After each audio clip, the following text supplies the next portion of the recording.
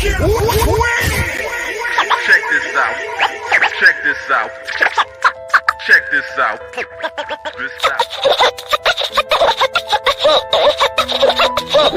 You don't stop. Rap groups. Holy crap, are you okay? What's wrong with you? Hello, my Chino brothers. I guess now I'm not allowed to pay for sex with pennies. It's called Raiders Reef. Do you see it in the daylight? You're like, whoa, this is tore down.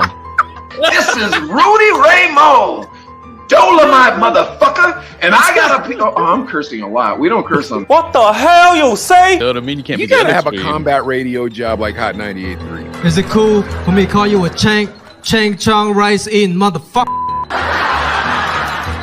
Shit and bring it. A picture.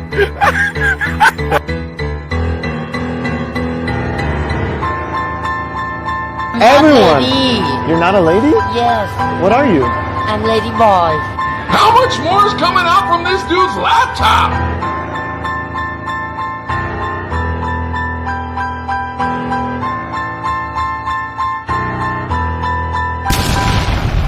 Your loved ones? Don't miss the boat. Don't miss the boat. Dude, can I say something about that intro? When you fell, I sounded like a baby. I was like, are you like a okay? baby? Are I think you laughed first. I think I edited the part out where you were laughing at me. So Okay, No, I'm I'm just like, kidding. You man, did- look at this guy. you didn't laugh. I was surprised you didn't laugh. Like when I stood up, I'm like, man, Adley didn't laugh at me when I fell off that chair. Dude, 'cause I was like, because you went from here to just disappeared. Well, I I was was like, sitting on a dang. trampoline. Like I was sitting with like a tall chair on a trampoline. So that was a bad idea already. Like I don't know what I was thinking, but hey, ladies and gentlemen, thank you for joining in and welcome to the #1 half Asian podcast in Bakersfield and Pittsburgh. #1, Yeah. Adley. Yeah, Um, no doubt. Now, Adley and I actually had an odd discussion this week that we've kind of had for 30 years or however long we've known each other. And it was about our Caucasian family because we're both half white.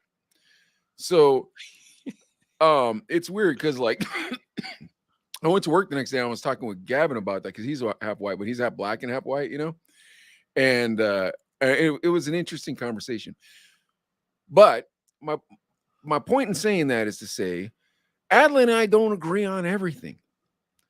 We agree on what up, Oscar? We agree on certain things, but some things we don't agree on, huh, Adley? Oh yeah, on occasion we've got different opinions. And we respect that we don't believe the same things, and we can accept that about one another and not hold it against each other. Adley, I think we could use a lot more of that in this country between the right and the left. What do you say? You know what? I totally agree with that. You know, to quote Rodney King from back in the day, can't we all just get along? Yeah. I don't To think we add can to do that, this. sometimes can we all just get along sometimes? I know thought you we're were not going to gonna get say along all the time. sometimes we can't. I thought they were going to go to add to that. Sometimes we can't. Sometimes we can't, which is Yeah. true too. What up, Marcus? Marcus, National Penguin Day. Oh, not till It's just tomorrow. tomorrow. Oh, that's your hockey team, right? Yeah. Oh, look at that. Okay, Pittsburgh yeah. Penguins. Pittsburgh Oh, Penguins. very cool. Okay. You watching Okay. this playoff football or what, dude? Oh yeah, dude. Oh yeah, Rams are How out. But nice I'm is still it? watching it. It's been fun. It's been really cool this year. And my cousin's a big Jaguars fan, and they made it in. Yeah. Beat the Chargers barely, coming back Yeah. from a 27 to deficit. So that was pretty cool. So and Trevor Lawrence, the quarterback, kind of when my son has long hair, kind of looks like him. Kind of. Obviously not as tall. He's only 11. But Did you but he has see the same that? look. Did you see that weird Green Bay Lions game Dude. 2 Sundays Yeah. ago? Yeah. Where the defensive end or whoever it was just walked up and slapped the ball out of the center's hand for no reason. Dude, Like, yeah. and There's then some he beef put in football. That was that yeah, dude, but then that crazy. dude pushed the athletic trainer. Did you see that? Yeah, The that guy was on Green definitely Bay? uncalled for. That was uncalled for. That guy. Yeah, that was awful. Pushing the guy trying to help him. Yeah, that was I remember him whining out. He was walking down the tunnel because they ejected him and stuff. He's like, Yeah, he was "Man, it's crying. unfair, man." You're like, dude, it's time you gotta, I don't know Have if he was saying accountability for your actions. It's so unfair. I think I was seeing it as he recognized that he just pushed an athletic trainer a week after somebody had a heart attack on a football game. You know what I mean? Like, I think he Yeah. realized how big of a villain he'd be, and he really dodged a bullet because the media didn't talk about it at all. Oh yeah, dude, that was horrible. I mean, I went on Twitter after that, and people were just saying that guy's a clown. He should be fired. He just Wait, you went on Twitter? everyone, dude. I go on Twitter for politics and sports. That's the only reason I go on there. Wow, that's crazy. Because I don't know, because I like to see what people were saying, but a lot of people are just like, this guy's a clown. Oh my gosh. But I'm thinking, come on, dude. When you're 20 years old, 22 years old, you do dumb stuff, and that's how you learn. Man, that's a hard lesson to learn, It's a bro. tough way to learn. Right now. Hopefully he doesn't lose his gig. I don't think it'll go that far, but man, making a ton of money in the NFL finally. He's probably gonna get fined stupid. a ton of money, I bet you. Now, is Aaron Yeah. Rodgers coming back next year or what, dude? There's a few quarterbacks that I'm thinking, I don't know, man. Aaron Rodgers, he could play another couple of years, you know. Tom Brady, though, man, he looked like he just didn't want to be there that last game. That guy's got a against lot the on Cowboys. his plate, dude. I That know. guy's There's got a lot probably on his plate. someone was joking that, like, man, someone just must have sent him a pic before the game of his wife and her new boyfriend. Well, Just then be like, oh, that's mean. the cryptocurrency, like all that. And then losing your fortune. What's cracking, DJ? DJ Doc. Doc? Raiders fan. There's another quarterback. Where's Derek Carr going? I don't know. We got our guest, Baby Dave, is up in Fresno. So, Derek Carr cordially left the Raiders. So we'll see what happened to that because there's a ton of freaking Raiders fans out there too. Yeah, dude. What up, Josh? Josh? Samples. Samples. Look for the samples. And samples tonight, bro.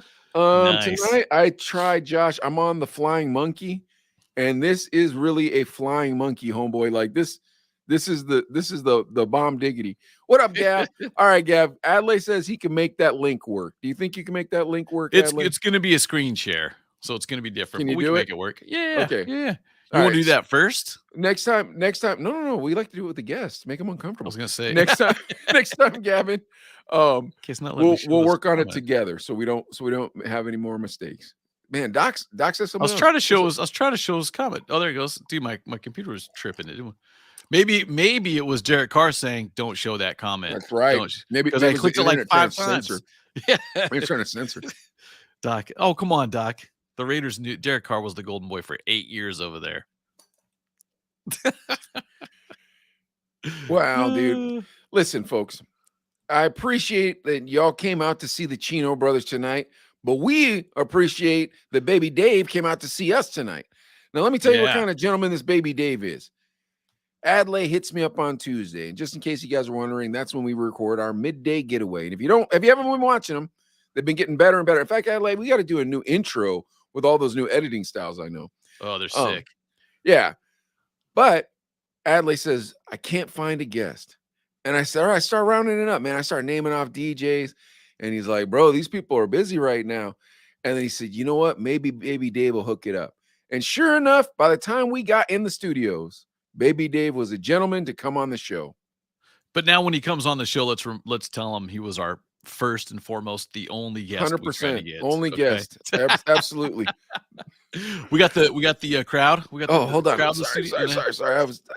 I've been puffing on this flying monkey, dude. So We got a live studio audience. and a Sometimes ton of live they studio be audience. puffing too, so we gotta Yeah. wake them up. Get All back right, hold on on. it. Let me get on here. I'm on the Flying Monkey tonight. 100% best product I've got from you, Josh, in months. All right. Ladies and gentlemen, Baby Dave.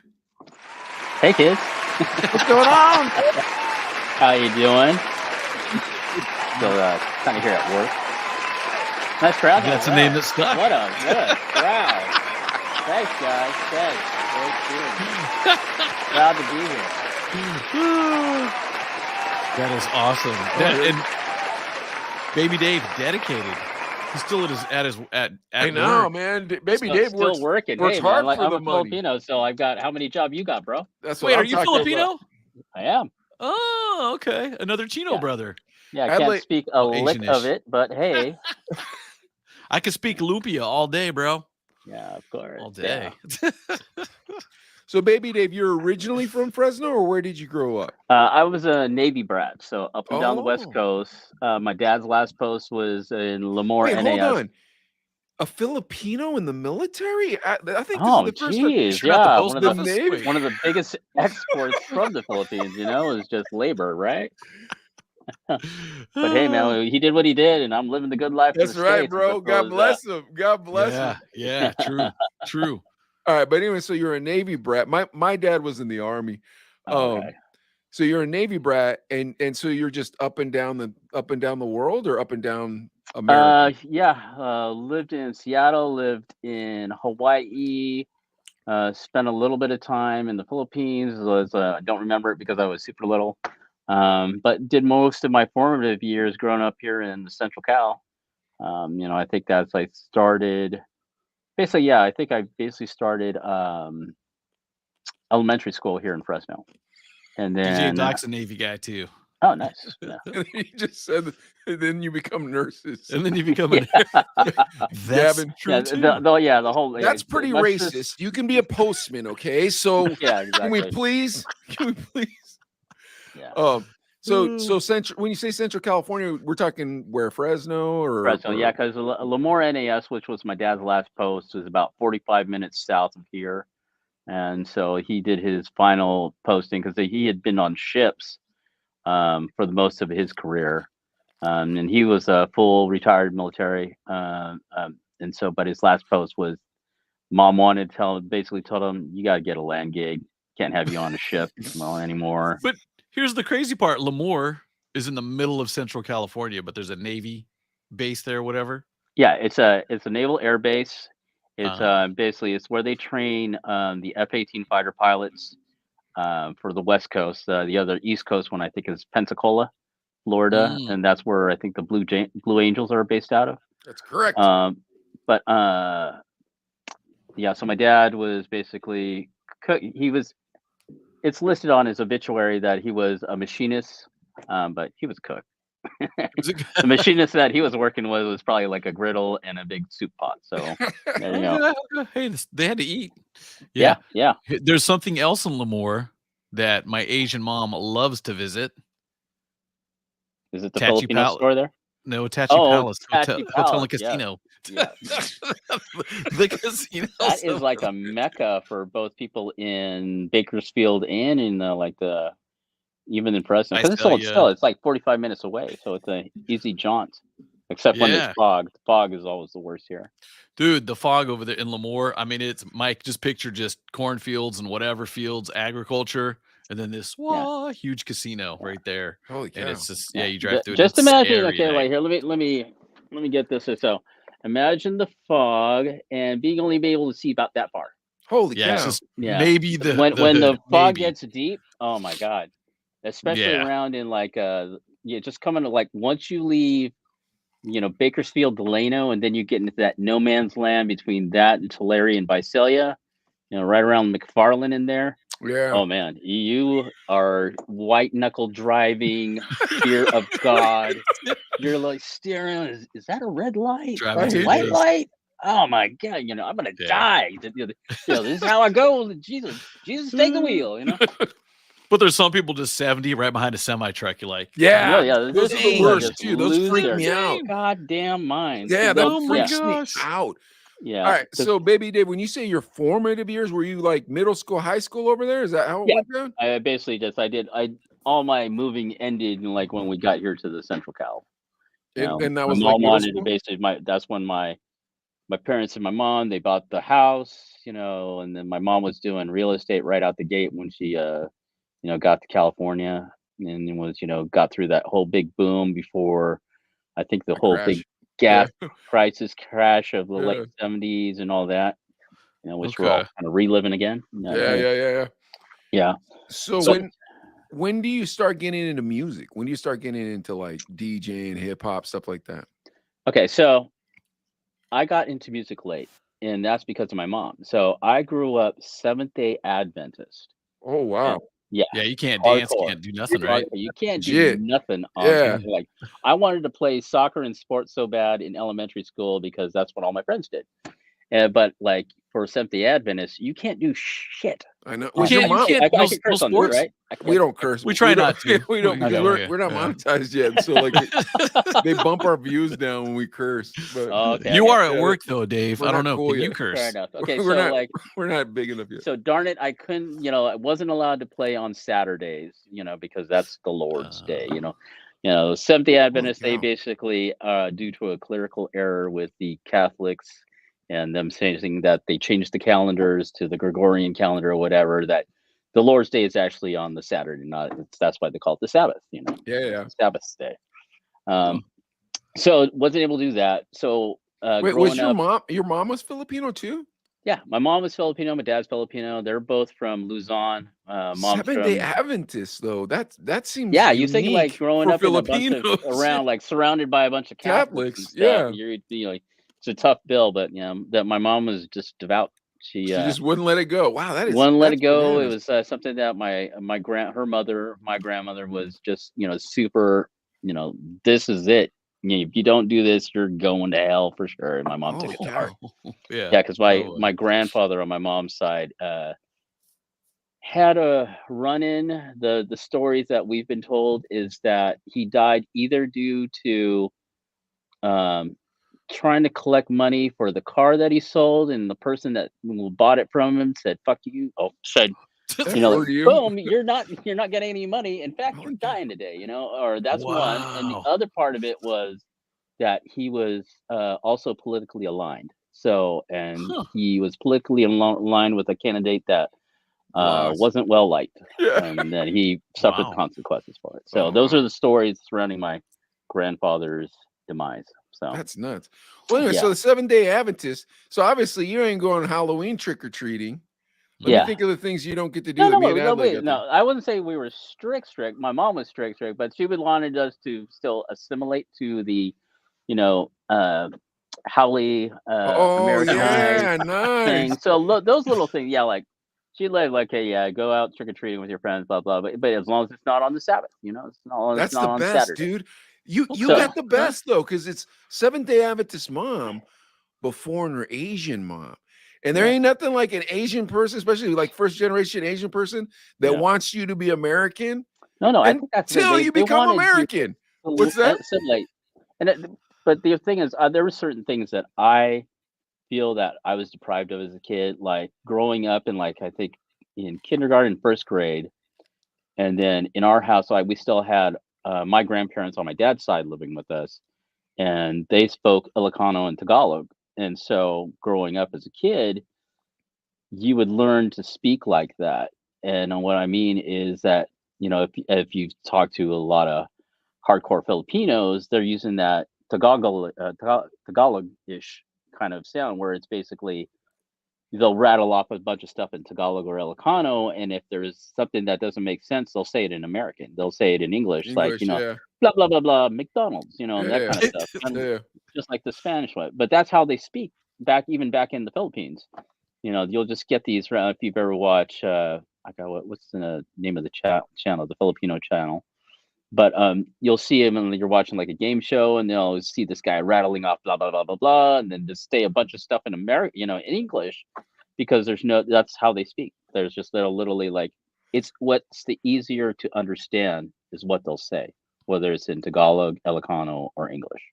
If it's easier to get your point across, they'll say it in that language, Well, and it's that's how we spoke in the house. It's a So unique culture because there were so many colonizers for the Philippines, Adlai, like just one country after the next, Spain, and then this and that. And so it's the most international culture, yeah, oddly enough, in the world. Because it's so weird because they're very culturally like Thai people, but then they're also very culturally like Polynesian people, but then they're Yeah. also very culturally similar to like Mexican people because Spain ruled them so long. So it's a really unique culture, but a culture that loves the United States of America, baby. Like Filipinos love America, baby. I promise Yeah. you that. Exactly. Were you growing up though? Were you surrounded by? I mean, so it was all English speaking, or Yeah, like yeah. I mean, Well, to the point where I was going with my story was, so in kindergarten and first grade, I remember it vividly. They had a translator, a guy that spoke both English and in Tagalog, kind of assess us because the teacher at that time said, "I'm having a hard time educating this kid because he keeps talking in Tagalog." And so, because that's how if I couldn't get my point across in English, I would just switch languages and just speak to the teacher that way. I would just, rattle off. But they had basically told my mom and dad for a parent teacher conference meeting that I couldn't speak Tagalog anymore at the house. They wanted me to focus speaking strictly English. So that lost me all my things for being able to learn that language, which I think now, like, why deprive me of that? That's a part of my cultural heritage. See how me and Baby Dave feel about white people, Adelaide?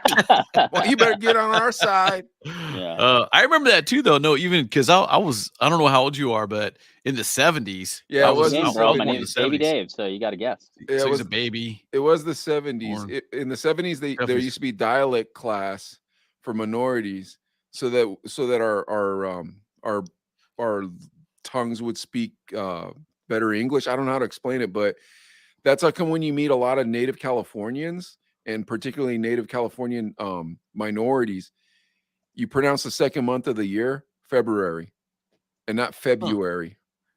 February. Because February. Yeah, February, because right? because you were taught these enunciation classes in that era. Yeah, well, sadly though, now we've learned that you can speak two languages, one language. Oh yeah. But back then in the 70s, even my mom would be like, "No, I'm not gonna speak Thai to you."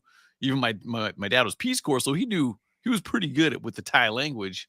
Yeah. But even then, he's all like, "Nah, we don't know. Let's have you focus on English," I which is a didn't- bummer. My I brother. didn't go to. Go Yeah, ahead. Sorry, I was Evan. gonna say my brother is a couple years older than me. Apparently, he was fluent when they came over, and he was probably like 5 or 6 or 7, something like that. Fluent, totally lost it all, lost all of it, and it's like, man, that's too Bummer. bad. Because you know what happens in Bummer. Thailand. That's Just right. kidding, I don't know, but it'd be nice to be able to travel and speak the language, right? The Ung Bak Warrior. What's his name? As you saw in the Cha. intro, yeah. And then you saw in the intro, Yeah. I mean, nothing. Yeah. But to The get Lady back Boys. to your question, Mike, I got into music probably. Wait, hold on, Baby Dave. I want to hear this, but I wanted to tell you guys something too about assimilation. I didn't go to Japanese school, and that's like a Jewish guy not going to Synagogue. Hebrew school. Like, I didn't go to Japanese school because my dad wanted me to assimilate. He wanted me to be American. But I feel the same way you guys do, where it's like, the reason you send your son to Japanese school is so he understands his culture better, But anyways, sorry, Dave. Let's get back to what you were saying. But I like, it's a very odd thing. I never thought about this assimilate, like how Asians want us to assimilate so bad. Yeah, but that you'll we give up lose- part of your culture. Yeah, and we lose everything. our culture for it. Yeah. Yeah. So I never thought about that, but you're correct. But yeah, so I got my first clock radio when I no. was like in elementary school, probably think either 5th or 6th grade. So I had that thing, and that's how my first experience with music other than church music. And so Wait, that's who when I bought you the started. clock radio? Secular.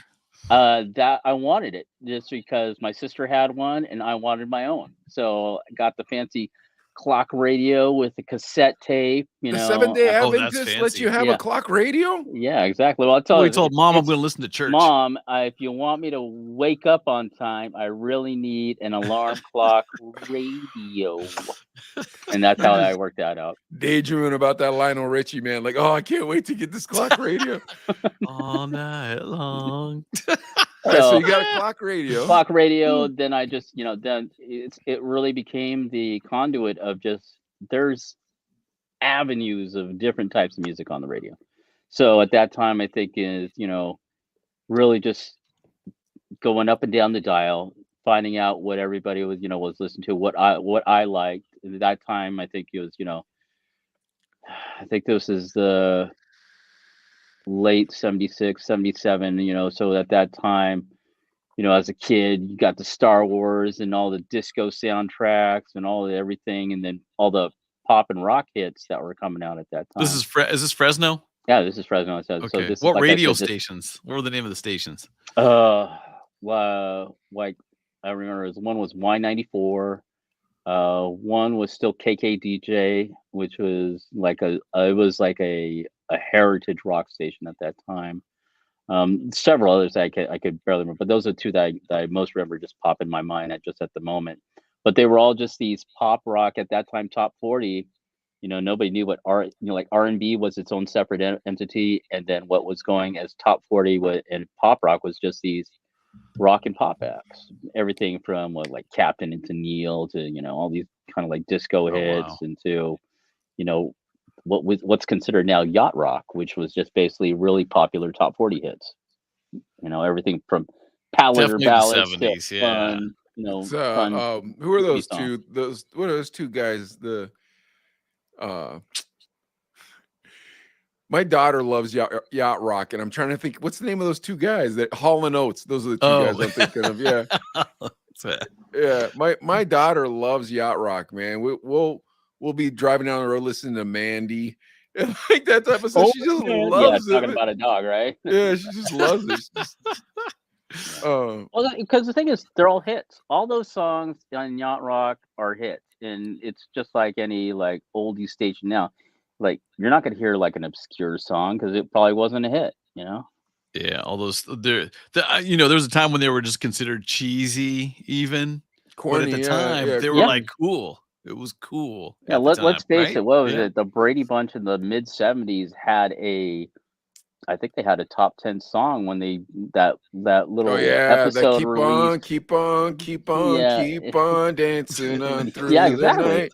And that was a record hit. That was a radio hit. You're like, oh my god, like why? And then because it was just popular. Yeah, but I got your fingers popping, man. That's not one too bad. Yeah. Nobody remembers whoever the songwriter is. They just remember the Brady Bunch singing the song. That's all. Marsha. I hope it wasn't a ghostwriter. Dude, Baby Dave, we had this ghostwriter on here one time. This lady, she's a nice lady, she wrote songs. Yeah. And we're talking to her, and she was like, we're like, did you get to even tell your husband what songs you wrote? She was like, no. And we're like, really? She's like, nope, I couldn't tell anybody. So whoever wrote that song for the Brady Bunch, we have respect for you, sir, for making that. Or ma'am. Yeah, exactly. Making a great. Hopefully you got points on that instead of just a flat fee. I would assume he did. Song. I hope so. I'm gonna assume he did. That'd be a shame if they didn't.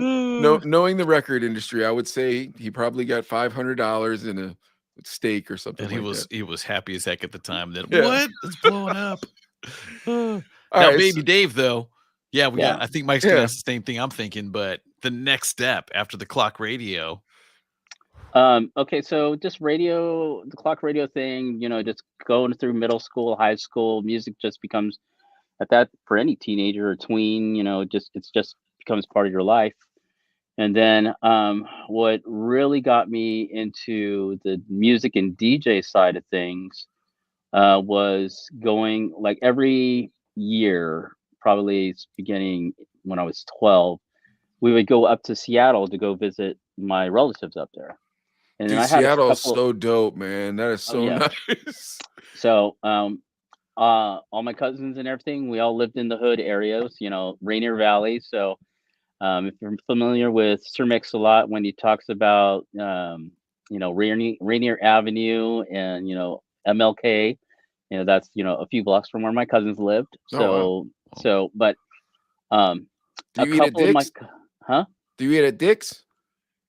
In that song, My Posse's on Broadway. Says, yeah. Go hit another turn. We'll stop at eating Dick's. Dick's is the place where the poor hang out. No, I never visited. Well, there's a lot of Church's Chicken, though. I'll tell you that much. Okay. So, but I had a cousin that basically DJ'd, and so I just remember coming to over the house. There was basically a party going on. They had like the gear all set up. And here he is, controlling the crowd, scratching away at the early beginnings of, this is like, I think the early 80s, like 82, 83 at this point. What records was he playing? Do you remember? Like just whatever was popular out at that. I mean, I can't remember the specific song, but it was just, he was there DJing, had his own little stash of records or whoever, the records that people brought or anything. And then he would just kind of, mixed them in. And this is the early days of hip hop when people just started to learn how to scratch, and it was just the baby scratches to throws. Get it in, and then if you knew how music was written, you could drop everything in on time and just keep the party going, and that's all that mattered. But that was one of my formative things where I'm like, that's cool. I want to do that.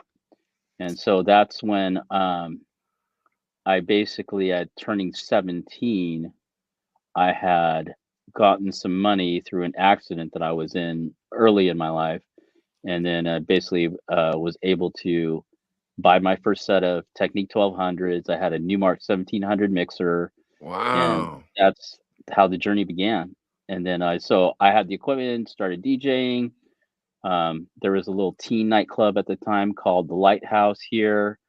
They threw a basically battle of the DJs, and it was me and a couple friends that were just doing these like kind of little battle trick things, trying to excite a crowd. And then it was playing everything from new wave to, at that time, whatever the popular R&B hip hop records that were, I think it was like LA Dream Team, Rockberry, just all these little party Those are songs. great songs. Just Yeah. played that for Cade, my son, yesterday. Just played Which that. one? Rockberry Rockberry? Jam. Yeah. Yeah.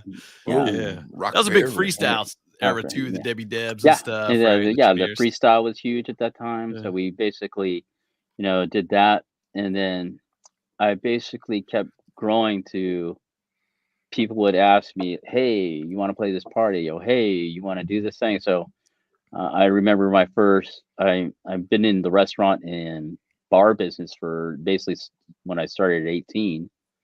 And I was telling Adelaide earlier, I was basically would do these little gigs, parties, and then I worked at this Mexican restaurant called Tequila Pete's.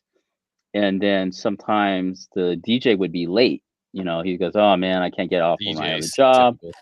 And so they would ask if, "Hey, can you, just play music for the first, till Barry gets here or whatever, And so I would just go because they had all their record collection already, in-house. They didn't create in their own records, and I would just throw some stuff on, make sure it just mixed, and then just at least keep some background music going, and just that's where I kind of like figured out what was hot, what was not when it was tuned in. And so that was basically 88. And then I got out of the restaurant business, but I was still doing these little gigs at bars and nightclubs. And then I was working at the mall at one point, and then I got basically working at the mall. That was my day job, working whatever What store? hours. Wait, what store at the mall? I worked at Chess King, Merry-Go-Round. Nice. I worked at 579. I was the first male employee for my district. Dude, Baby Dave was a cake boy growing up, which- dude. I was going to ask. You rocked the Cavariccis and the silk shirts. Oh yeah, yeah. Of course, had dude. the- Listen, look where Had he the worked. mullet. But we didn't call them mullets, but remember it was short on the side but long. Yeah. Yeah. Chiflobi. I'm not going to Flobies. bring it up, and I'm not going to share it. But there is a cool mullet photo in my Facebook somewhere, so Was Oh, it we're the looking you can pompadour? find it. Yeah, Is it the pompadour mullet? Pompadour it mullet, was, Baby yeah, Dave? it was the big Prince pompadour. Yeah, that was the disco And then- mullet, son. Oh, Yeah, all the man, kids that in my was high the school had little- that. And then what was it? And Chess King, man, you got all the discounts too, or what? Yeah. Well, Dude, that's why I said he was a cake boy, dude. Come on. Yeah, the manager was like one of Oh, our good man. friends, and she would go out to the nightclubs. Basically, that's how she knew how she recruited me to sell at her stores, because a lot of people. I want you to just let them know that you work at Chess King. And Wait, if I'm they going to need ask. Let me geared ask up. Mike something. Do you think Baby Dave wore eyeliner in the 80s? No, but I was about to ask him what kind of shoes he wore in the 80s. Baby Dave wore Um, eyeliner. You wore eyeliner in the 80s. No, huh? I did not. No, wear he was a No. disco biscuit, man. No, You didn't that grow up wasn't me. around us. He was a disco biscuit. Yeah. You know it if you Although saw I it. idolized Prince at that time, I did not, do the whole makeup thing. I did dress a lot like him, so I had this like really weird new wave / Prince look, with Okay. the folded over skinny looking jeans that you All would right, kind hold of on. like I'm pleat out. trying to get to these shoes, Baby Dave. Oh, yeah, 'cause the shoes I have a too. guess on what shoes you wore. So Oh, it was either those Warachi shoes, those ones that were like kind of braided, Braided, whatever. yeah. Like, yeah, Oh, okay. no. It was either those Hirachis, whatever. or it was creepers. No, I had a pair wait. of Crepers. I was gonna I say told the you, man. I knew Bruce it was one of the Lees. two. Remember I the had Bruce a Lee pair of karate creepers. I shoes? had a Paradox. Oh, I yeah, also had No, these because weird. Oddly enough, I wore a lot of women's boots because of Prince. So I have these oh man, little things. Yeah, Man, hey, bro, we're we're done. I'm a tell short us We're Latino done. that. kid. So you And the need some height. broadcast. You need some height to compete with these white kids. You know, Jesus, man. You had the fresh threads, dude. What are you talking about? Yeah. You wore So women's boots?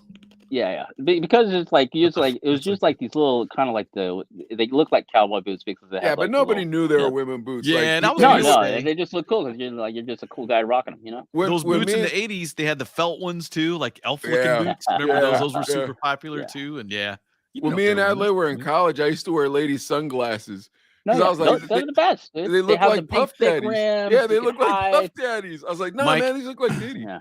I don't know if I told you when we were roommates, I wore women's underwear.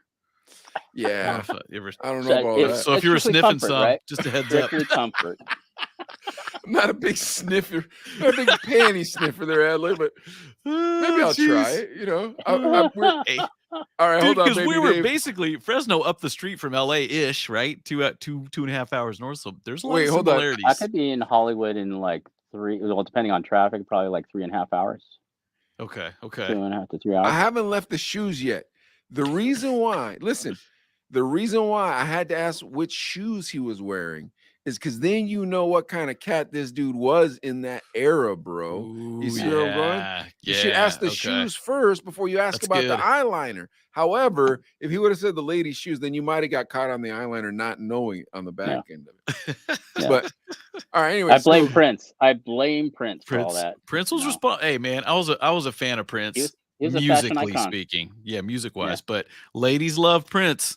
Yeah, The exactly. ladies loved Prince, man. Woo. Yeah. Yeah, I super. don't know, man. In sixth grade, I gave my she was one of those hot for teacher type teachers, you know what I'm saying? Like all the dudes are like, oh, Miss Trujillo, so hot. I gave her a Prince album and she was like blushing, almost crying, like, oh my God. Didn't help me any of my sixth grade fantasies or nothing. Were you? but- Oh, I thought you were one. You're going to tell us, and then she was on the news or something like that. Oh, she was, yeah, for seducing a kid. Mm. Dude, okay. Adley was talking about women's panties in our apartment. Let me tell you something about this, baby Dave. When me and Adley were young, we were super broke, right?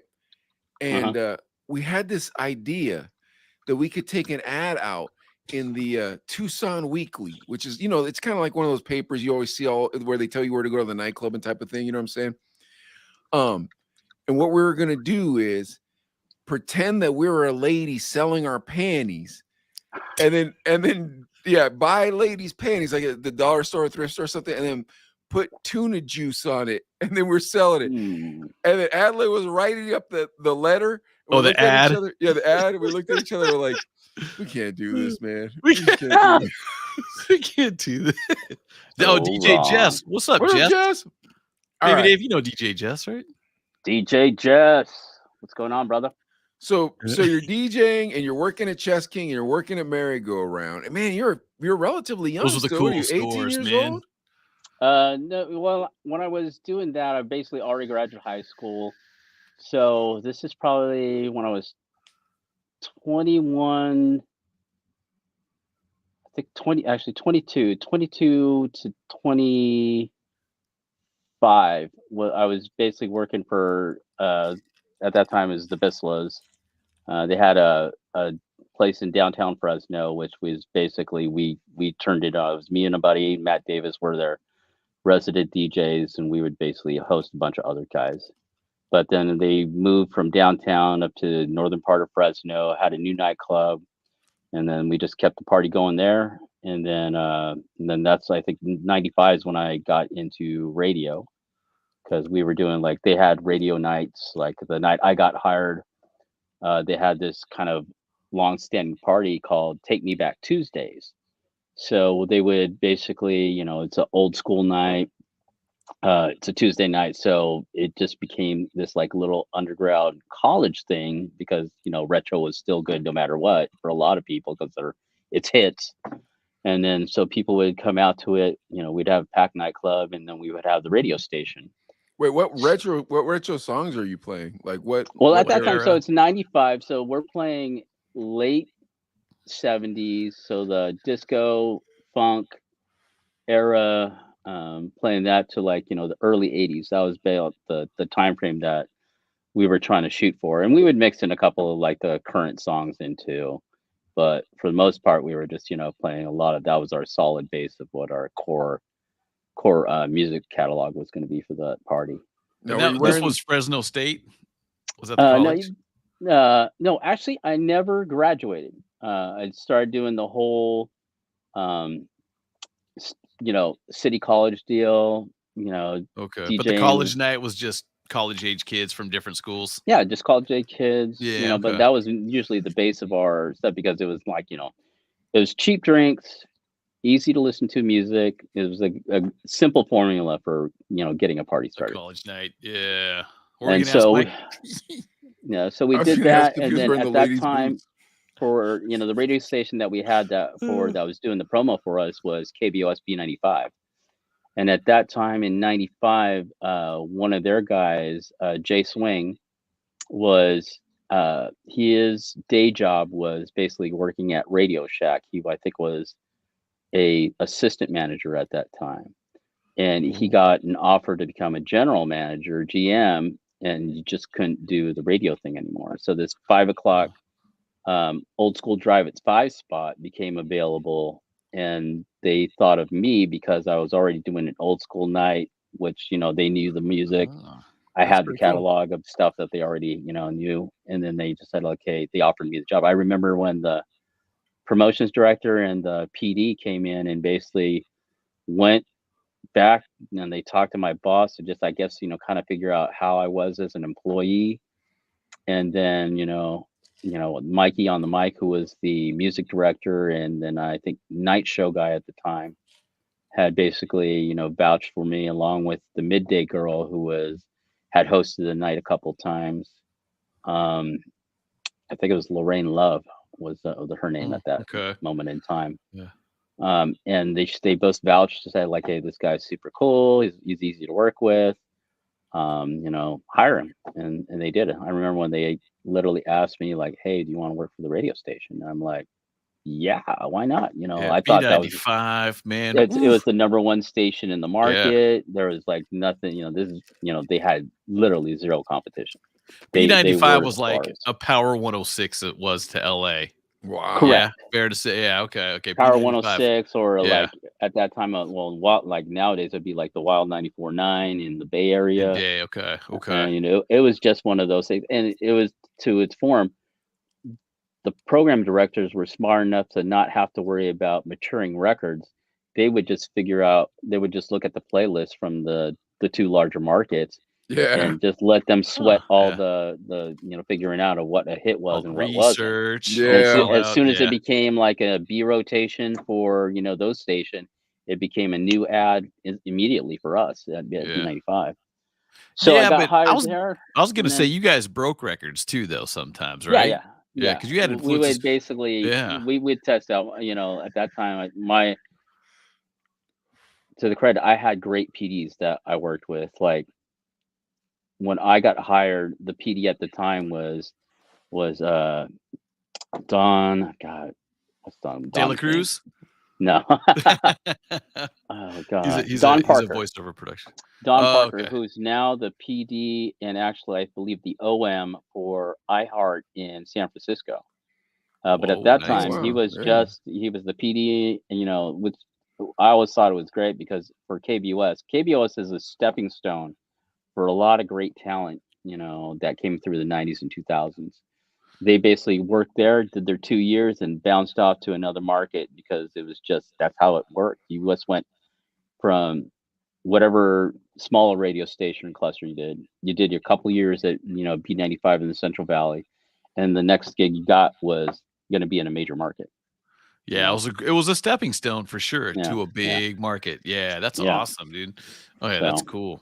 So Yeah. and then so I worked for Don Parker, I worked for Mark Adams, I Mhm. worked for Steve Wall, and even when I worked in, I left Fresno in 2002, and I actually moved to Las Vegas to go help some buddies open a cell phone stores, and that didn't work out. So I got back into radio there because I had a buddy that was marketing director for at that time KLUC and Okay. KXT. Basically, KLUC 95, 98.5. I remember those KLUC. calls. That was a big hip hop station too, right? Yeah, Back in the that was 90s and basically a big 2000s. hip hop station, and they were Yeah. the market. They were basically just like you said, a Power 106. You know, they basically ran things. So I worked for Cat Thomas there. JB Okay. King was the music director at the time. Just these guys that are now like industry legends. You know, it was Yeah, great that's to dope, learn yeah. from. So I was that was a blessing, and that's where I basically got back into radio as just a promotions person. But then I ended up leaving there as a promotions marketing director, and then I came back to Fresno because my daughter lives here. So okay. Our Mike and our famous person we know is R Dub. oh, nice, yeah, RW's great. No, I remember working with him on a couple of. He used to come into Vegas a lot just to do these shows, like those slow jam shows. Yeah, yeah. And And also host them. actual I'm trying well Mark Medina Yeah, was a big name. Yeah, we worked for him for a little bit too until he moved up. And let's see. Fred Rico. Fred Rico. What are some names we had? But dude, that's cool, man. And then when you're doing the clubs and stuff, I feel like Fresno is that market. Like Bakersfield will look up to Fresno, even though I mean Bakersfield's its own market and everything. But Fresno's like, ooh, it was kind of the big city. Otherwise, you went south to LA though. It was a big club life. All that stuff was just huge and popping all the time, right? Oh yeah, we had a decent run. I believe there was like a period like in the late '90s where I think it was post NWA, and then so the cops really cracked down on the clubs and stuff, and it became Boo. it became super dry for a hot second, and then it did pick right back up. You know, I think it was that mid '90s where that was the case, and then like the late '90s where that second revolution of dance music and more pop hits kind of filtered its way into just the radio and stuff, where Clubland just took off. I mean, I think that was like, what was it, the mid '90s when like the rave scene started hitting up, and some of that music started filtering into the top Set 40 you free, come into my planet soul. Yeah. What's that other good Jocelyn house song, Mike? Enriquez. There's some foes in this house. There's some foes in this house. What was it? Angelica, what was the name?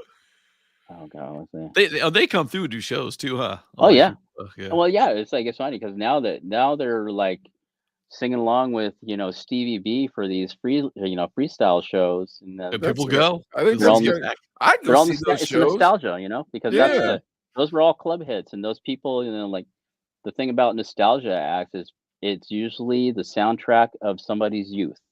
Absolutely. And whoever those people are, they just want that little bit. They're Relive like, I love it. I love being if you could just take me back to the '90s for just a half hour or whatever, they want to hear that. Now, Baby Dave, here's my idea. Speaking of like those old school freestyle, going back nostalgic, what about 50 years and older club with a thong contest? You have to be 50 and older. Would that bring back some good memories? It'd make me cry one way or another. That's for sure. What's the weirdest? Did you ever have to host contests like that? No, usually we had radio talent that was in the building that were doing that, so I let them take care of the hosting duties because I first and foremost, even though I do have this deep voice, it was great for radio, not great for live events because I concentrated more on the music. People were disappointed when they saw me in person. They'd be like, "Oh, you sound sexy on the radio," and then they'd see me like, "Oh man, where's that other guy?" But but you saw some contests though, right? Too, because me and Mike would have to put together some contests. Mike was more the hype man MC, and I was more the DJ behind the turntables. Yeah, but we did some because if it's the '90s, we did everything from thong, booty shaking, booty shaking thong contest. Not wet t-shirt. Did we do wet? No, I did. I did one. It was awful. It was more of you would get these. It was basically these lingerie contests, and then you would get the. I called it the booby bounce. So you would get girls to strip down to their tops and lingerie, and then they would just jump and jiggle. That was basically it. And then people, it was all crowd, like clap for who do you think has the best racker, Here's the thing, Yeah. baby Dave. You played different clubs than me and Adelaide did, though. See, like first of all, we had to ask the girls, and that's really embarrassing to yeah, ask a lady in front of her boyfriend, "Hey, would you like to be in a wet T-shirt contest?" Like nobody wants the DJ asking their girlfriend that. No, Um, yeah. And What were the prizes, Baby Dave, that you guys had? Usually it was cash and bar tabs. Yeah, That was no. usually the driving factor, like, because a girl that's 3 shots in, like, I will take that bar tab, oh, easy girl, slow your roll. Adelaide, you want to tell baby Dave what our prizes were? Shout out to my Uncle Dwight. What's up, Uncle Dwight, real quick? What up, Uncle Dwight? Our prizes were, I felt like the best one we had was like $50. That was the best one. It was but usually used it was like bathing suit. You got to keep they had to the bathing suit, remember? Did they get to Oh my keep them God. or did they reuse them? That's the They did scary part. reuse Oh them my until there was God. only one left. Trust me, baby Dave. Like we worked at the grimiest clubs. There's some nasty Our radio ones. station was in the hood. Like we didn't have none of this glory you had, man. I'm listening to this story. I'm like, oh my goodness, man. This dude sounds like he's on television. Yeah, we were working at grimy clubs, bro. You don't want nothing to do with our clubs. I was thinking about that, what you were talking about though, with that like retro feel. Cause like I've never been to a freestyle show. Like, I've never been to a show where like Debbie Deb or whoever's singing, but I feel like that would be sweet, bro. Don't you No. think? Expose. Yeah. You know what I mean? Well, had, music. I've worked with a lot of just being in promotions departments for radio stations. There'd be a lot of promoters that would have these concert tours already lined up, and we just looking for a radio station to, kind of be the Partner up sponsor, almost, the and- partner driving it.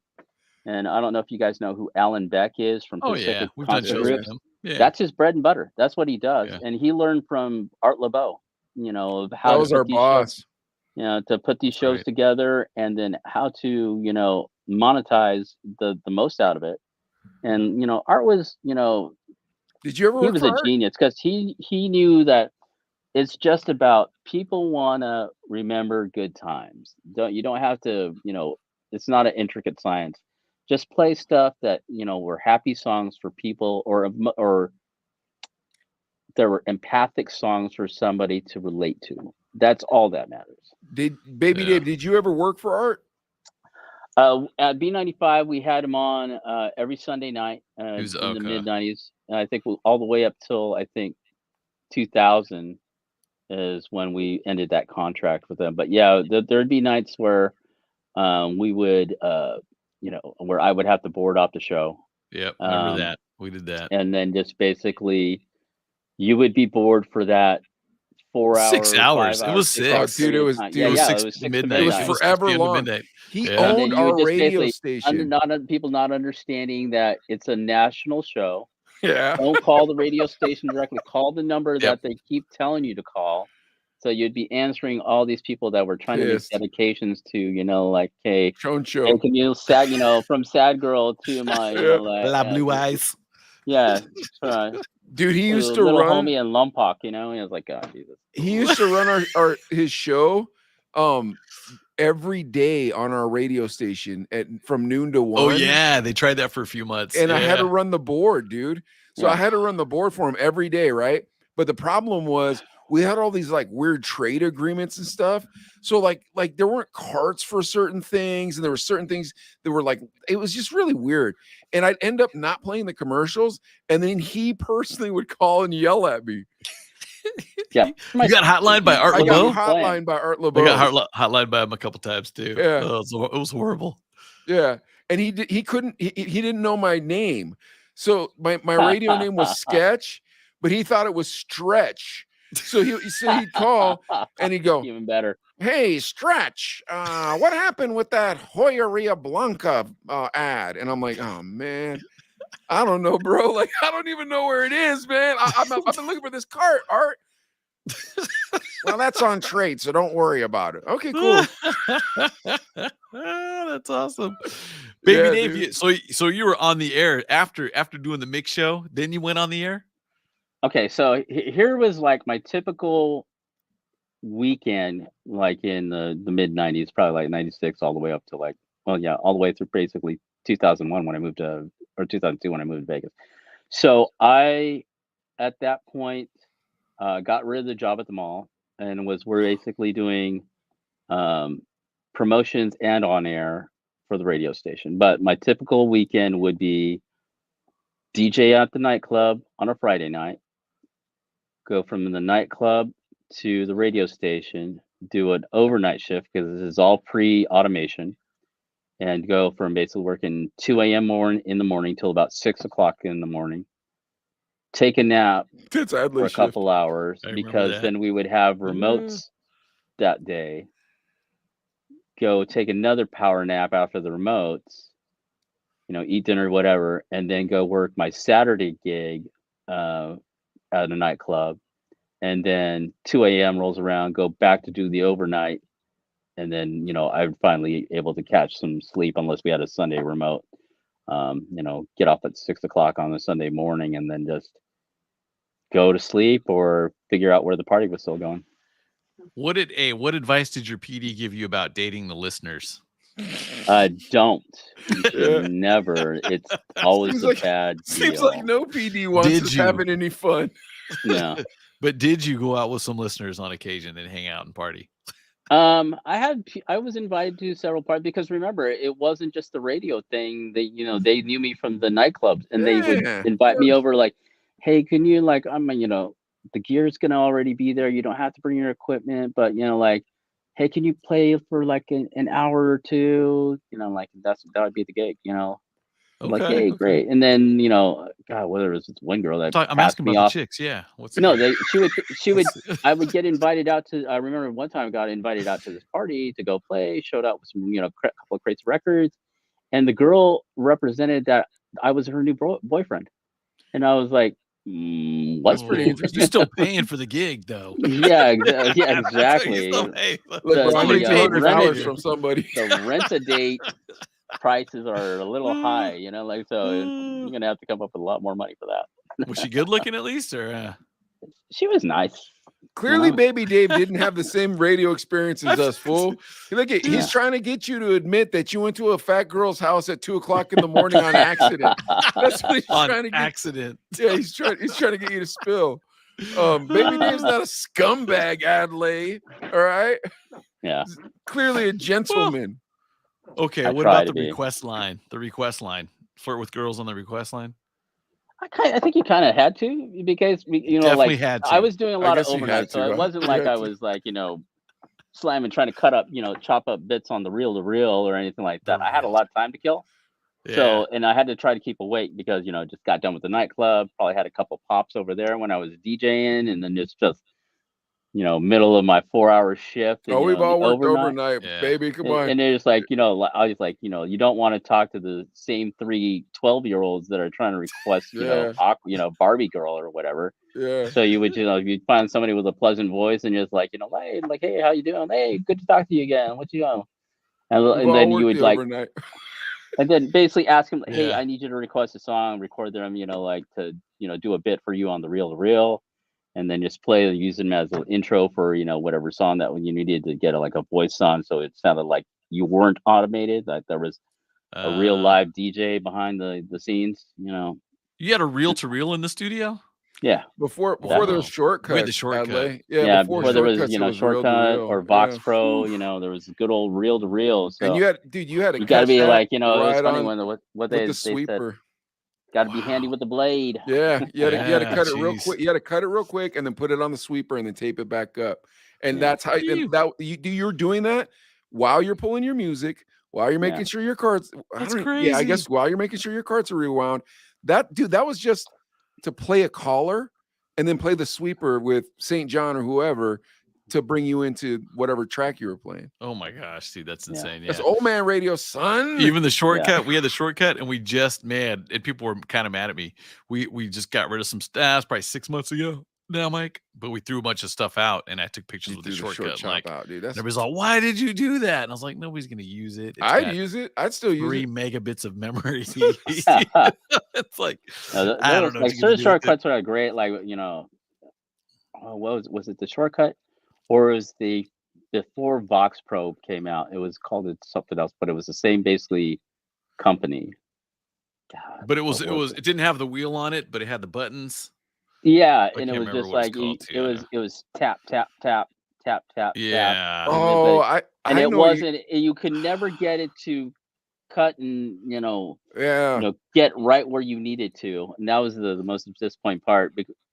Because I guess you were supposed to just zoom into the part where you want it and then tap to that point, and there's like it never worked like as promised, and as Oh seen on man. TV. They had one of those at KRQ, Adley. I'm trying to. I It can't was remember just what it was they called though. only used it for the phone, dude. They only use it for the phone. I'm sure everybody Yeah. watching wants to hear us talk about old radio equipment.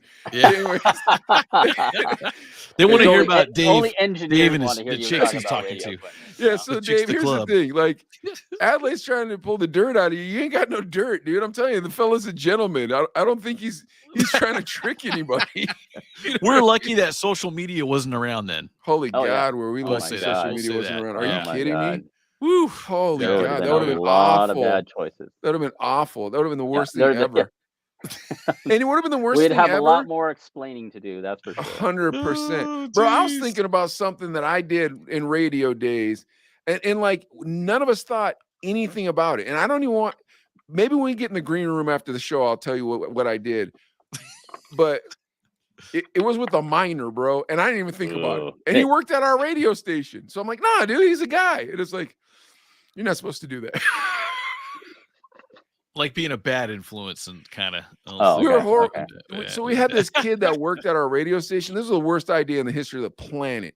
So for some reason, this kid, he liked our radio station. So he invited us to come down, the Chino brothers. That's where we got the name. So we go down. Okay, we're down there. And Adley ends up in the what was it? The homecoming homecoming parade. parade. Yeah. Anyways, Driving around the football field. Yeah. we end up hiring this kid and then just ruining his childhood because you're not supposed to work at a radio station when you're at a kid. 16, 17. Yeah, at 16 years old.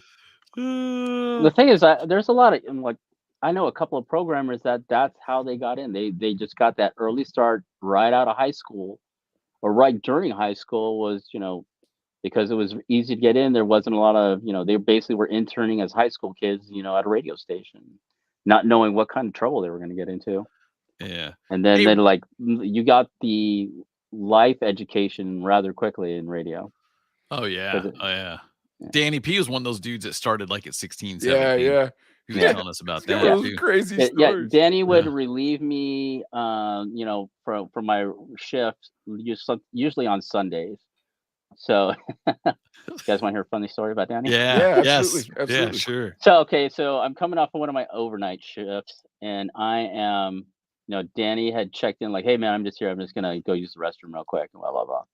And I'm like, "All right." Got like his music pulled for the hour because that's what you did is like the Yeah, unless DJ you're a before. jerk. Courtesy thing. Yeah. Yeah, courtesy. And Yeah. then so, song's running out. It's already the top of the hour. I'm like, what I'm gonna have to play another song. I know. So I'm like, man, I'm tired.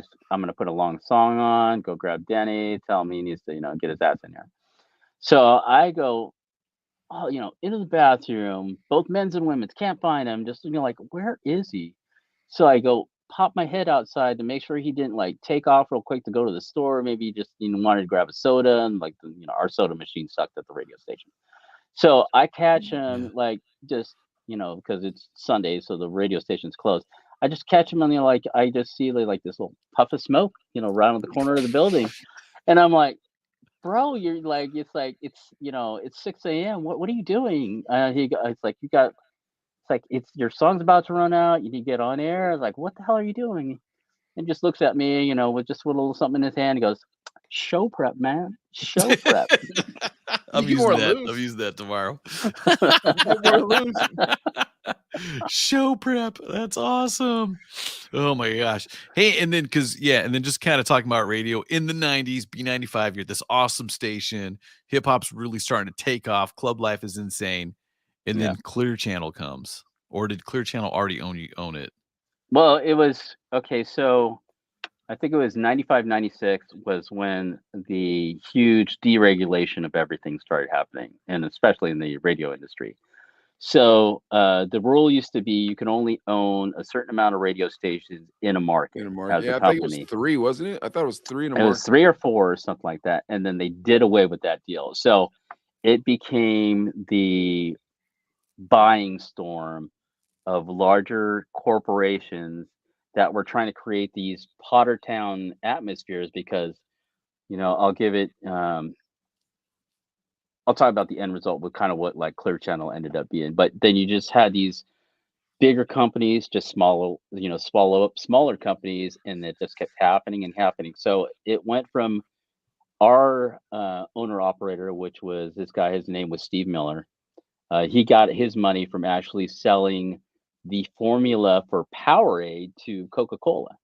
God He bless him. Wow. cashed out, got something like, a few $1,000,000 for it, bought these radio stations as an investment, held on to them for a few years or sold all those and made several more I was $1,000,000 gonna say off of tripled his that money deal. probably. Yeah, Yeah. he just kept making money of it. So, but he got to keep on as being like the operations head for, the president of the division. But it went from being Miller Broadcasting to Patterson Broadcasting to getting swallowed up by, I think at that time, it was the Star Station. So it was like they're almost like Pac Bell, where it was like, Southern Bell, Pac Bell, like as All for right. Yeah. for the phone industry.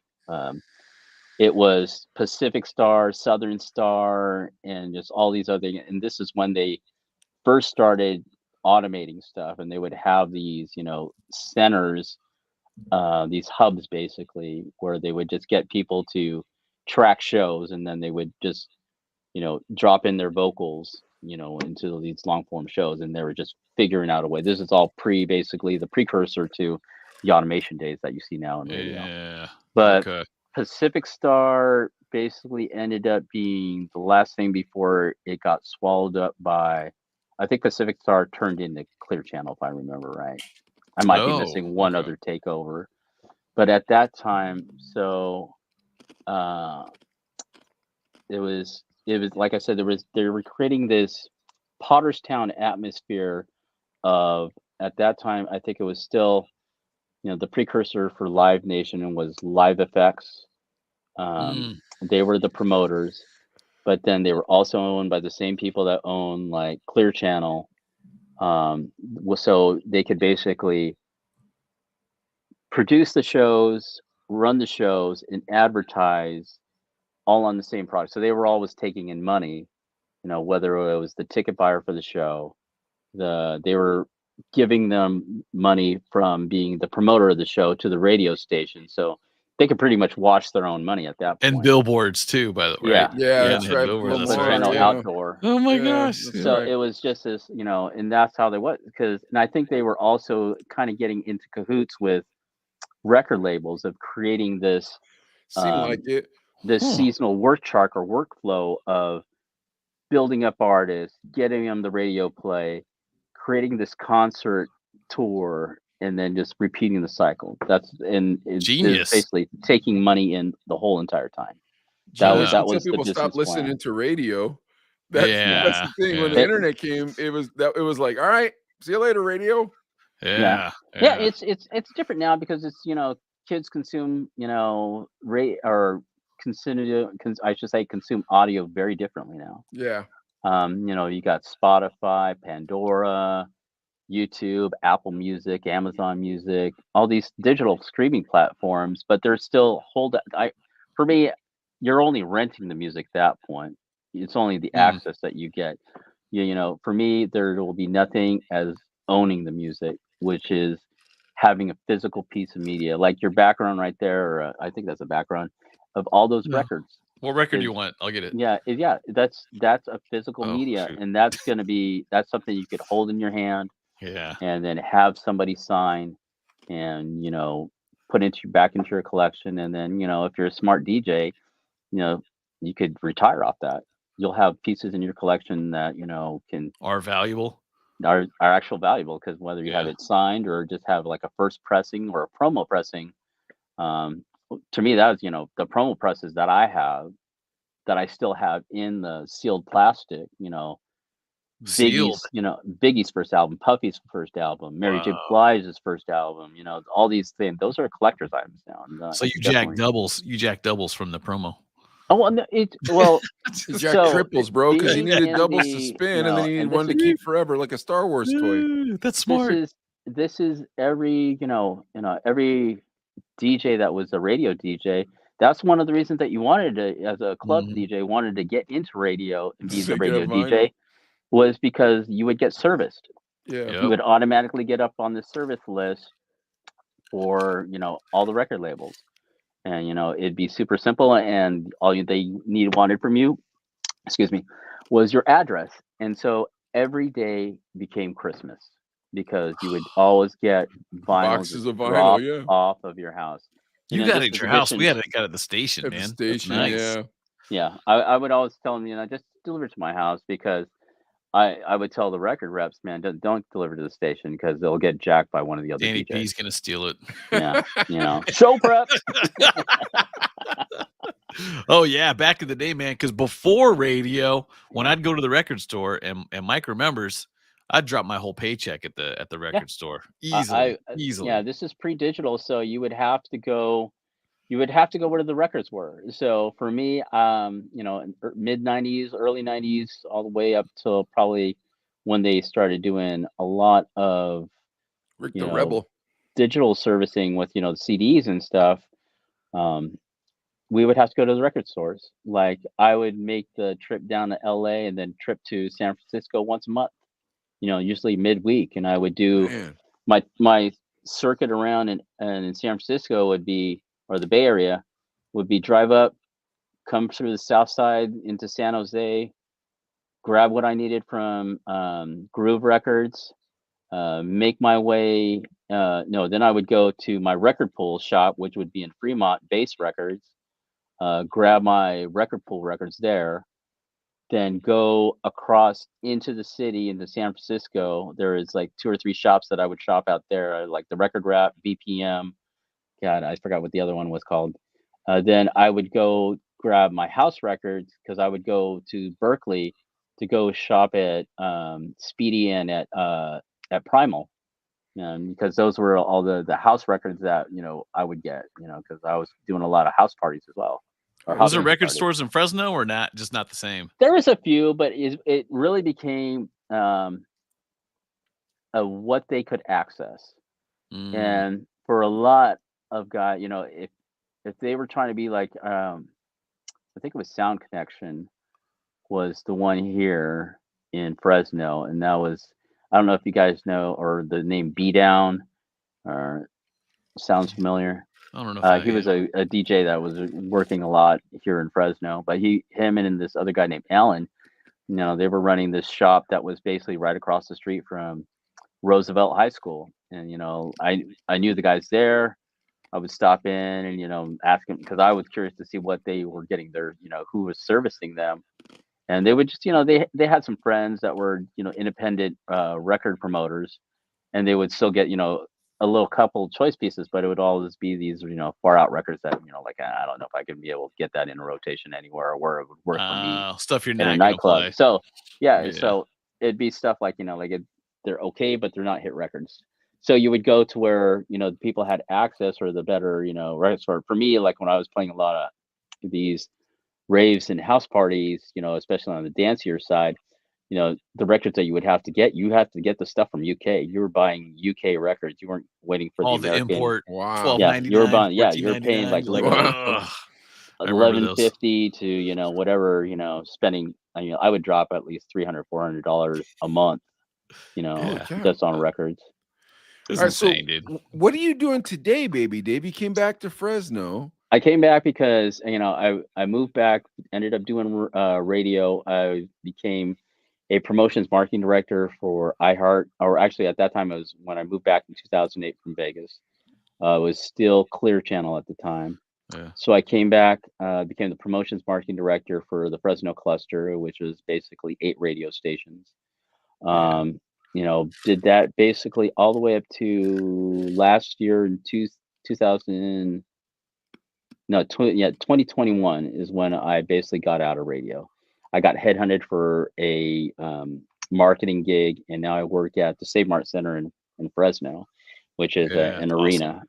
So I'm doing, but prior to leaving iHeart at that time, I grew even in that from 2008 to 2021.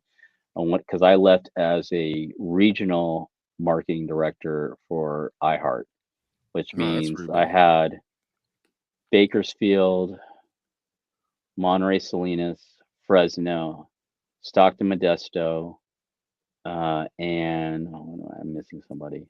Oh, I'm missing Spokane, Washington.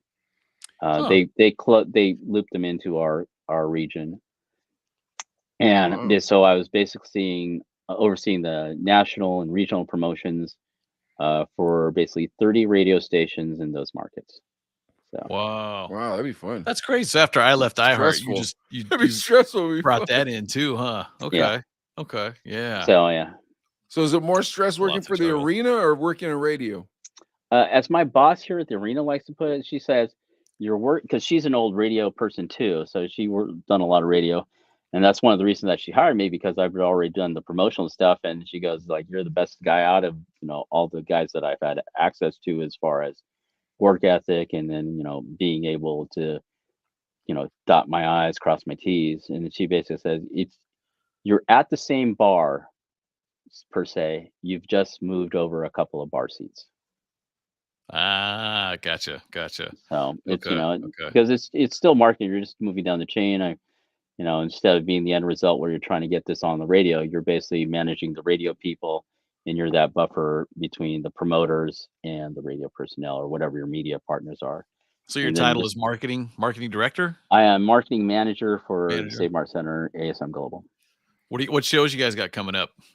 Well, we've got a lot. We've got Journey. We've got top rank fight for Jose Ramirez. He's fighting Richard Comey. That's going to be a big good one. Like I said, Journey Toto. We've got, I think it's Matchbox 20 in May.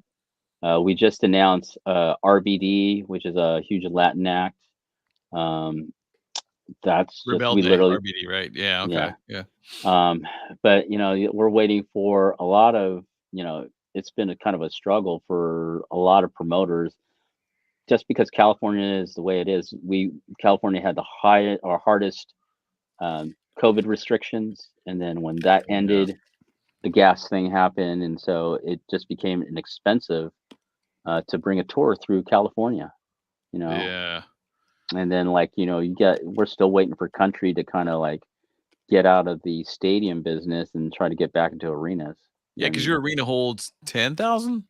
Depending on the configuration, end stage, they could do anywhere from about, I think, like 10,000, or depending how you configure it, 10,000 people. If you do it in the round, I think we could get that number up to like 13. Okay. Okay. Did you guys do the Ashanti Ja Rule? We did. Something No, similar? that was downtown. That was at our other venue, Solent Arena. Oh, it's But selling. that, Okay. yeah. But we've worked with those guys because I think we had that show in 2018. It's 2018 to 2019. Okay. Okay. But yeah. You still DJing too, or? Yeah. I Okay, still okay. DJ. I'm a vampire, man. DJing is one of those things where I could steal energy from a bunch of people, and so Yeah, good for you. and then so I do that. It's literally a bar that's just down the street from me, and the guy's an old school. The owner used to be a bouncer at Black Angus when Black Angus still had their Stuart night Anderson's Black DJs, Angus. yeah. that when they still had a nightlife division, and they were still into bars, nightclubs. We heard Randy, DJ Randy's the one that ruined that. Could be very well. No, I'm just kidding. Randy I'm was just kidding. he was a trainer Yeah. for he's great. Black Angus. And then he So worked he at would Bobby teach you how McGee's to with be Ron Jeremy. life of the party. Yeah, he was. Yeah. And once you saw I've seen their training manuals in the books, and the way that they structured everything was almost like radio, but to the fact of you can only play 3 songs from one genre, move on to the next genre. when and how to dip and dive through the tempos and BPMs. energy of the Wow, club, that's and then crazy. when to actually talk. Like if you have a dead crowd, nobody's doing. Stop the music, engage the crowd, Oh figure wow, out that is like crazy. they had all these little tips and tricks of how to get a party started.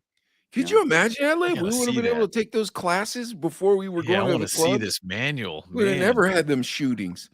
All right, well, Baby Dave, at the end of every show, we like to do a little bit of entertainment news, and Adelaide's going to read us some stories. But since you're the guest, you get to pick which story we're going to read, and then you and I can make fun of the celebrity. So, Adelaide, you want to read Baby Dave some stories? Yeah, and don't forget we've got Asian Mom too. Just a heads up on that. Problem is, I haven't seen Asian Mom yet. Uh, So, and we like, could save that. We can and save that for yeah, next I feel time. like it might just slam into a wall. So, Okay. Baby Dave, we're both half Asian. Adley Yeah. has a white dad. I have an Asian dad. He has an Asian mom. I have a white mom. So every week we play stereotypical videos about Asian parents. And then we ask each other, well, so 1 week it'll be Asian dad turn, every 1 week it'll be Asian mom turn. But remember when we were in the green room and I was like, this isn't going to work out right, and I was pretty frustrated about the video. I mean, we can run with it and see what happens, because here's the thing. Baby Dave has an Asian mom and an Asian dad. So like he can chime in with you on this one way or another. Should we do it or no? Baby Dave, we'll leave it up to you. How about that? If he's cool with it. Do you want to do Run Asian it. mom? All right, let's do Run it. it. Okay, let me just pull it up and I'm gonna share screen. So give me 2 seconds here.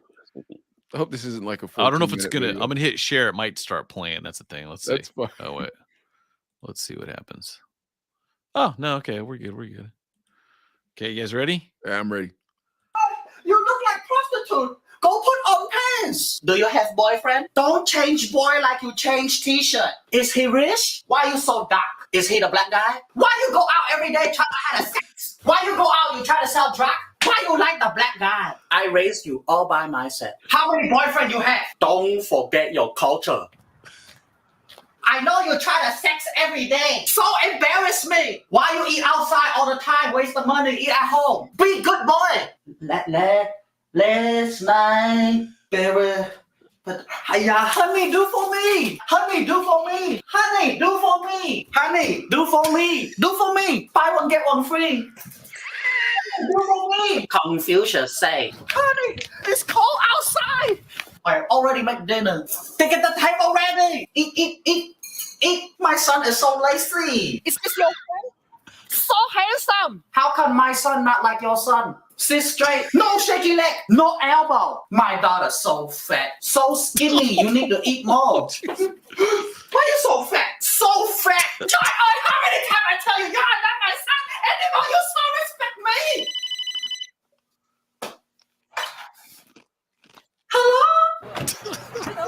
Hello? My son is stupid. You're so stupid. Stupid. Why you so stupid? So stupid.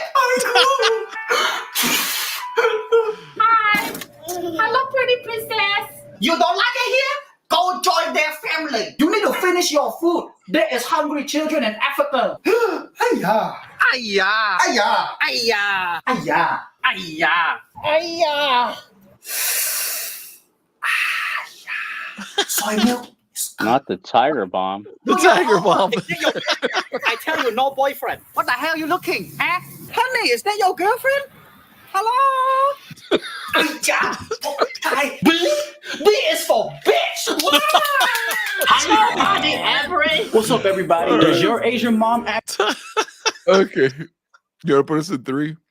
So usually, Baby Dave, we don't have an Asian person as the guest. So usually the guests are really uncomfortable on this segment, but we just keep playing with it. Like, oh, what do you think? Was that racist or whatever? But all right, you guys have the Asian moms. How true was that to Asian moms? I've been triggered on a couple of those segments. I was like, man, y'all better not be PTSD lying. coming up here. Yeah, I was like, y'all better not shit, be is my lying. room clean? Did I clean my room? The things that jumped out at me was Get help me do this. Help me do this. I think my Oh, mom yeah. fakes being like helpless. So I'll like help her for whatever reason. Like one time I was at work oh, Adley, there's a drip out of the sprinkler. And I'm all like, dude's dripping, whatever, dude. And then she's all sending me pictures of it, dude, freaking out. And you stop after work. And I'm like, oh my gosh. Last time I was at Adley's mom's house, I was working on the sprinklers, and I'm not lying. Those overhead sprinkler things. Adley. Oh yeah, the misters. Yeah, the misters? I was. Don't you remember I was working on? Your mom's like, come on. Yeah.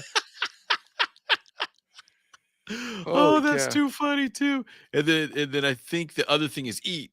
Always eat more, eat more, Yeah. eat more, Yeah. eat more. Definitely, because like growing up as a kid, I was the grazer, so I just eat a little bit, wait a while, come back to the plate, and my mom would hit him. Like my dad hated it even more, just because just that military. You've got a certain amount of time to eat, and you got better eat then and there. We ain't got time to wait for you to do this grazing bowl, So. Did you have sisters though? Did mom say? So oh, I'm the middle kid. So I had a Okay. sister.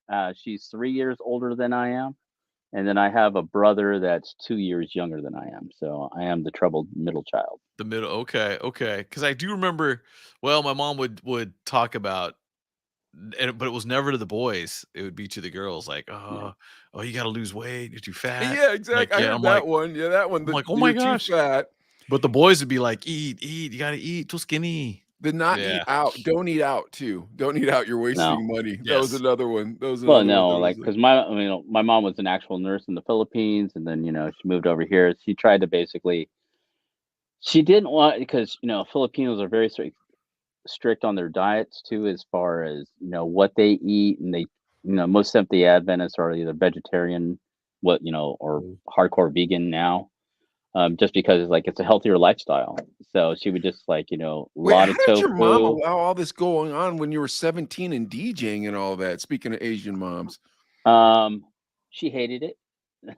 Oh my god! But she there was just certain things I just this is what I'm gonna do. I could either have your blessing or not, but this is what I'm gonna do. My mom would say, mom would say when you gonna get a real job? Yeah, when we were working in radio. Yeah, there was a lot of that, and then when I started, I moved out, started paying my own bills. He's just like, okay, he's doing it. I can't stop him. He's actually getting it done. Yeah, he's not running back home to go I failed. When you get a real job, maybe lawyer, doctor. That's the ones I got. Yeah, that's a radio. I'm just trying to be like E-Rock, bro. I'm just trying to be like E-Rock. Is he one of the dudes from Fresno? No. E-Rock down at he used to work for Power 106. I think he works for the Real 92.9. Oh, or 90, okay. 93 down in LA now. Okay. He is one of the legit ones. The man. Yeah, because I remember when he worked in Sacramento and then worked in the Bay Area. I think he worked for a while. No, he worked for what was it? KML Camel. KML. Oh, really? Okay, that's a big one too. So, but he's solid, man. He's just one of those guys that is, smart. I think he had an uncle that was a radio DJ back in the Philippines, and that's how he got the bug to just, be in radio. That's cool. Awesome. Yeah. But yeah, he's a big name, man. I think he still is the official DJ for San Francisco 49ers, if I remember right. Oh, that's cool. Wow. So big he gets this weekend. Invited to all their home games. I know he has a residency at Light Nightclub in Las Vegas, but he flies out, goes a bunch of where. He's a part of. I don't know if you guys know with the music record pool Headliner Music Club. He's a part of that with DJ5 and Eric Deluxe and those guys. Oh, that's dope. Just incredible bunch of cats. So not offended, not really offended by the video then. Of the Asian mom? No, it's like I said, it's triggered by a couple of those. There's nothing just memories. I've seen all that. I've seen all of that. All right, so here's my question. So next week we'll have Asian dad. So then it's way easier to find Asian dad videos, though, man. People really hate their Asian dads. I'll tell you right now. There's a lot of trauma because there's a lot of pressure. They're strict. Yeah, they're strict. Yeah, and they're very masculine. And they're not very tall, so they have to be extra masculine. You know what I mean? Like your dad could break somebody in half when you were a little kid.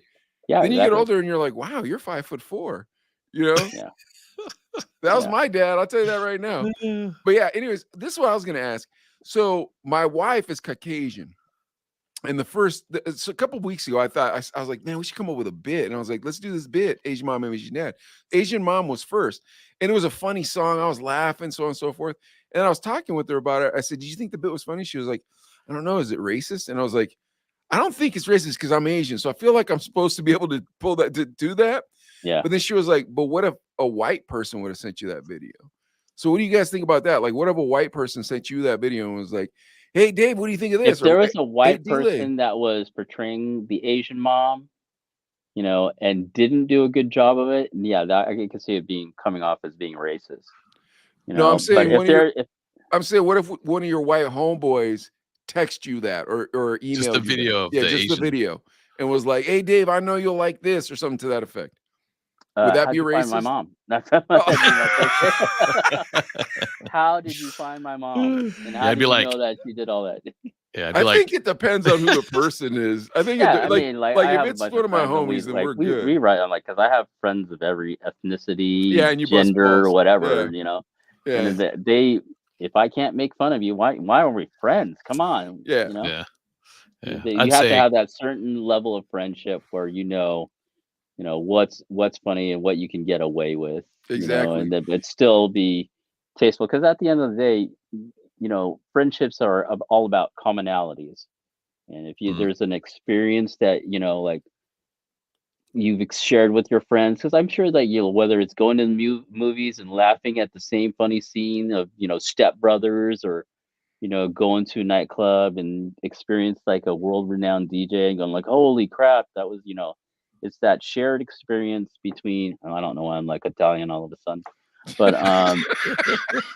but that shared experience that you have with your friends, those commonalities that you get to, share together that build those friendships and relationships. I 100% agree with you. But if it's Hank from The Office, who I already kind of thought was racist, nah, bro, don't be sharing me that video. What are you trying to say, bro? I don't know nothing about you. Yeah. We're no longer friends. Yeah. I was never a friend, so that's just racist. Yeah, exactly. All right, so what do we got for some news stories, Adley? All right, guys. So we got a story about Flo Rida and 50 Cent, and he talks about Flo Rida won that $82 million lawsuit. Snoop Dogg named captain for the NFL Pro Bowl. And then, Usher's Flamin' Hot Cheeto hairstyle roasted by Joyner Lucas. And then Kanye West dropped by lawyers via newspaper ads. I'm saying story number one. I haven't heard anything about 50 Cent in a while. Yeah, Flo Rida and 50 Cent. Was there beef there? Or we do. We do 50 Cent stories like every third week. Yeah. He's smart. He's always doing something. Yeah. Let her ride. All right, guys. So Flo Rida, he responded to praise from 50 Cent after the G-Unit mogul saluted his recent $82 million win in the lawsuit against the energy drink company Celsius. And in an Instagram post, 50 celebrated Flo's win and noted how he was only drinking the beverage because of the Florida rappers' association with it, which was the main point of his lawsuit. Official Flo is a good dude. Celsius was wrong, and they're going to have to pay now. I was only drinking it because Flo was involved. Money by Monday. In his response, Flo added how 50's accomplishments were running inspiration amid his lawsuit.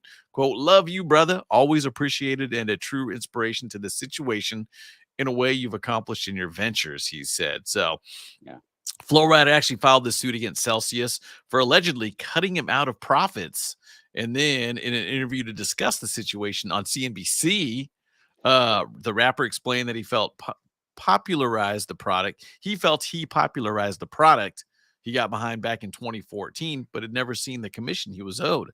So he actually won a lawsuit and got $82 million. Yeah. And 50 Cent's like, good for you. At some point, I believe there was a contract there, and they just didn't honor the contract. Just ignored him, huh? That's what I'm wondering. It's like, is this just because that's the question, right? Is there a contract, or is it like your homeboy told you and he owns Celsius? You know what I mean? And you blew him up because you're a famous rapper. Flo Rida,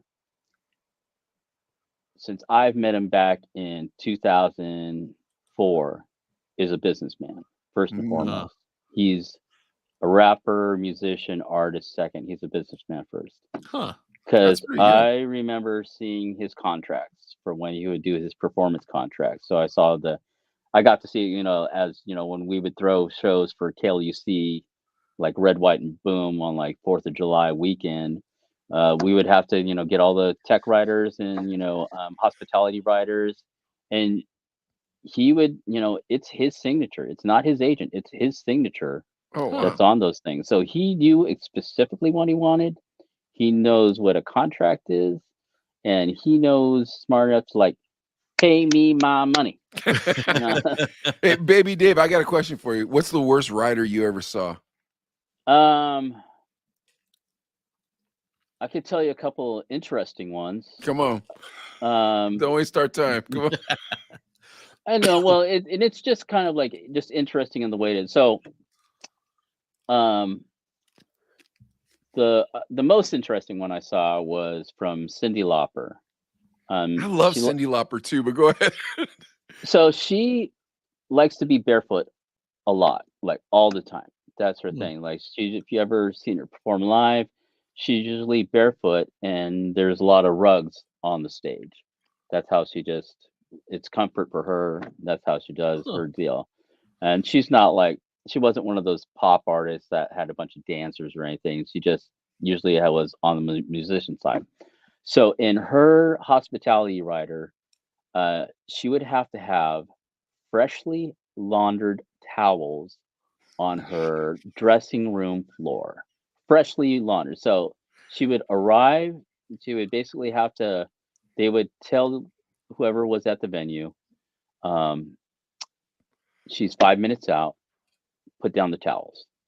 Wow. And then these are freshly laundered, so they're just out of the dryer. So they better be warm to the touch when she gets out of the car, gets to her dressing room, gets out of her chanclas or whatever, and then steps on that floor. Those towels better be there, and they better be warm. Wow. So that's the most interesting one I've ever seen. That would be everything else lie. is just weird food, weird food choices, and usually it's just like they have to have a certain brand of cheese or soda, which is like usually never sold in that region of the country, so you have to special order it or something. I have a friend that's been on the show, and he does security for shows and stuff like that. But then he'll also do security for artists, and they love him because he can pick up stuff off the rider because he knows Pittsburgh so well. So he knows where he can find everything. Yeah, but that's what they look. They look for guys that can be fixers. They say, in the industry, and they're basically they can get you anything that you need or things that are hard to obtain. And he doesn't talk within either. legal reason. Yeah, he doesn't talk. Not really legal reason. But he doesn't talk, and he doesn't tell stories. But then he told stories on the Chino brothers, man. Security, like security is a whole different beast. It's a don't ask, don't tell. So I don't know nothing. I just work. But when he came on here, dude, he was talking all kinds of crap on that Machine Gun Kelly, huh, Adley? Oh yeah. he did not like that dude at all. So I don't know, but getting back to this Flow Rider thing, man, like I think my thing is because I was thinking about how 50 said the only reason why I drink Celsius is because your Flow Rider was involved. And in my mind, I was like, who gives a crap what you drink? And then I was like, oh no, you do give a crap what 50 drinks because it's gonna be in pictures. You know what I mean? Yeah. And if he's drinking it, then all the kids are like, oh, that's the energy drink I'm supposed to drink. Yeah. Yep. Well, I've never heard of it. So I don't think I have either. I've never heard of Celsius. Maybe never it's been popular enough for me. Yeah. That's what I was thinking about. But Flow Rider got paid $82 million out of it because obviously good for him. It was selling. Yeah. Well, never hearing of it makes me wonder if they have $82 million. I'm like, dude, I've never heard of you guys. Where'd you get $82 million? That's a crazy segment of the beverage market where those. I mean, because what was it? It was even during the mid 2000s when when Red Bull basically became top dog, and then anybody was coming up with a energy beverage. Everybody, from Rockstar to Mountain Dew, Monster. Yeah. Everybody came out of the woodworks trying to be the next big thing as far as the energy drink market. Because Yeah. I mean, I remember like even in the mid 2000s, it became the powder or pill drops that you would put into a bottled water that kind of dissolved and had that same kind of it's like what Yeah. they basically built it as like all the energy, none of the fizz Junk. or anything like that. It was Uh, supposed to be is there was all marketed to college kids anyway. So I still like yeah. Red Bull. I'm not gonna lie to you guys. I like Red Bull. I can't Although have it. I mean, it's just it eats away at your stomach lining. It's just not no, good I for don't you. drink it all the time. Not healthy. No, Like I not don't eat healthy. fast food. I don't Yeah, drink a lot. as you get older, all that stuff weight, Yeah, I know. not fun. But yeah, but I will have a Red Bull every once in a while. Like if I need a kick, I'll get a diet Red Bull and just be like, here we go. And it tastes like a laser. You're just like, whoa, whoa, like Yeah. I'm gonna try the wait. Celsius. I'm gonna try the Yeah. Celsius next time I go to the store, though. Nah, Yeah, no, if you man. can find it, they Right. might be out of business already. Yeah, I'm not trying to support Celsius. They Yeah. try to front on Flow Rider, dude. And apparently Baby Dave knows this dude knows his business. Yeah, So As long as he's getting paid. If Flow Rider's getting paid, then I'll support. If they're not paying him, yeah, I won't drink it. Yeah. As long as they're Well, taking care hey of guys, Flow. I gotta actually jump because I gotta be somewhere at 8 o'clock, and Yeah, I need yeah. to get out of the arena here. Is it, oh my gosh, it's already this late. I'm sorry. Baby Dave, thank you It's so about an much. hour. Yeah, thank you so much. The stories were great, man. No, Baby no, Dave, thanks for having me we're on. keeping in touch too, man. We'll keep in touch, and I'll get up to Fresno one of these days. Oh, for sure, And for sure. see what's happening, Yeah. Nick Ashton for us. Will do. He's freelancing now. Right on, right on. Yeah, tell him what's up, and take care, man. And let's stay in touch. Will do, man. Take care. All Thanks, right, guys. see you later, Baby Dave. Mike, you want to do the story still though? Yeah, yeah. Should we Give me should we another try to do the story. story? Okay, let me do one more because Baby Dave. It always I told him I was like hour and 15 minutes, and then what always ends up is we start getting. I was trying to get us going. I was trying to get us to the news, but Asian mom hopped in. Yeah, I was like, yeah, I didn't want to miss that either. So you want to do Usher's flaming hot Cheeto hairstyle? Well, the only reason why I wanted to watch that video is so you'd remember who Joyner Lucas was. So yeah, let's do that one. Let's see that one. Okay.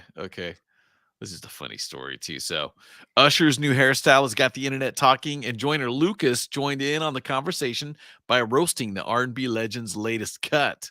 Usher revealed the new bright orange haircut in a video posted on his Instagram while announcing his arrival in Paris.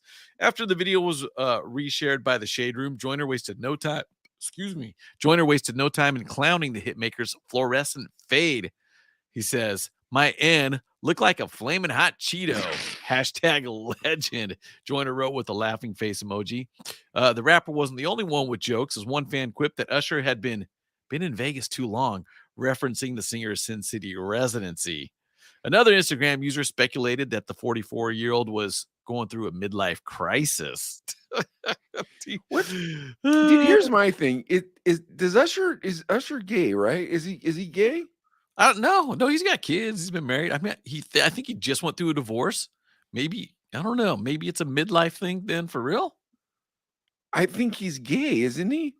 I don't think so. I feel like he's one of those guys they're always calling out on the down low.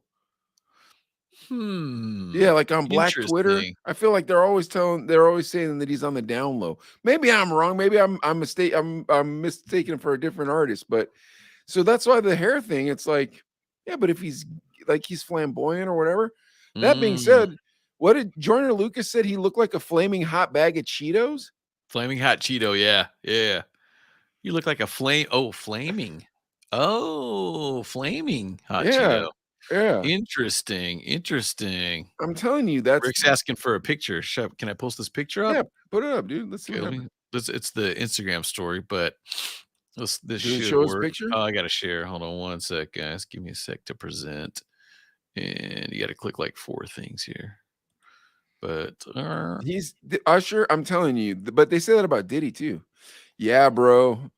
That looks flaming hot Cheeto, right? I think there's another pic. No, that's regular Usher on the left.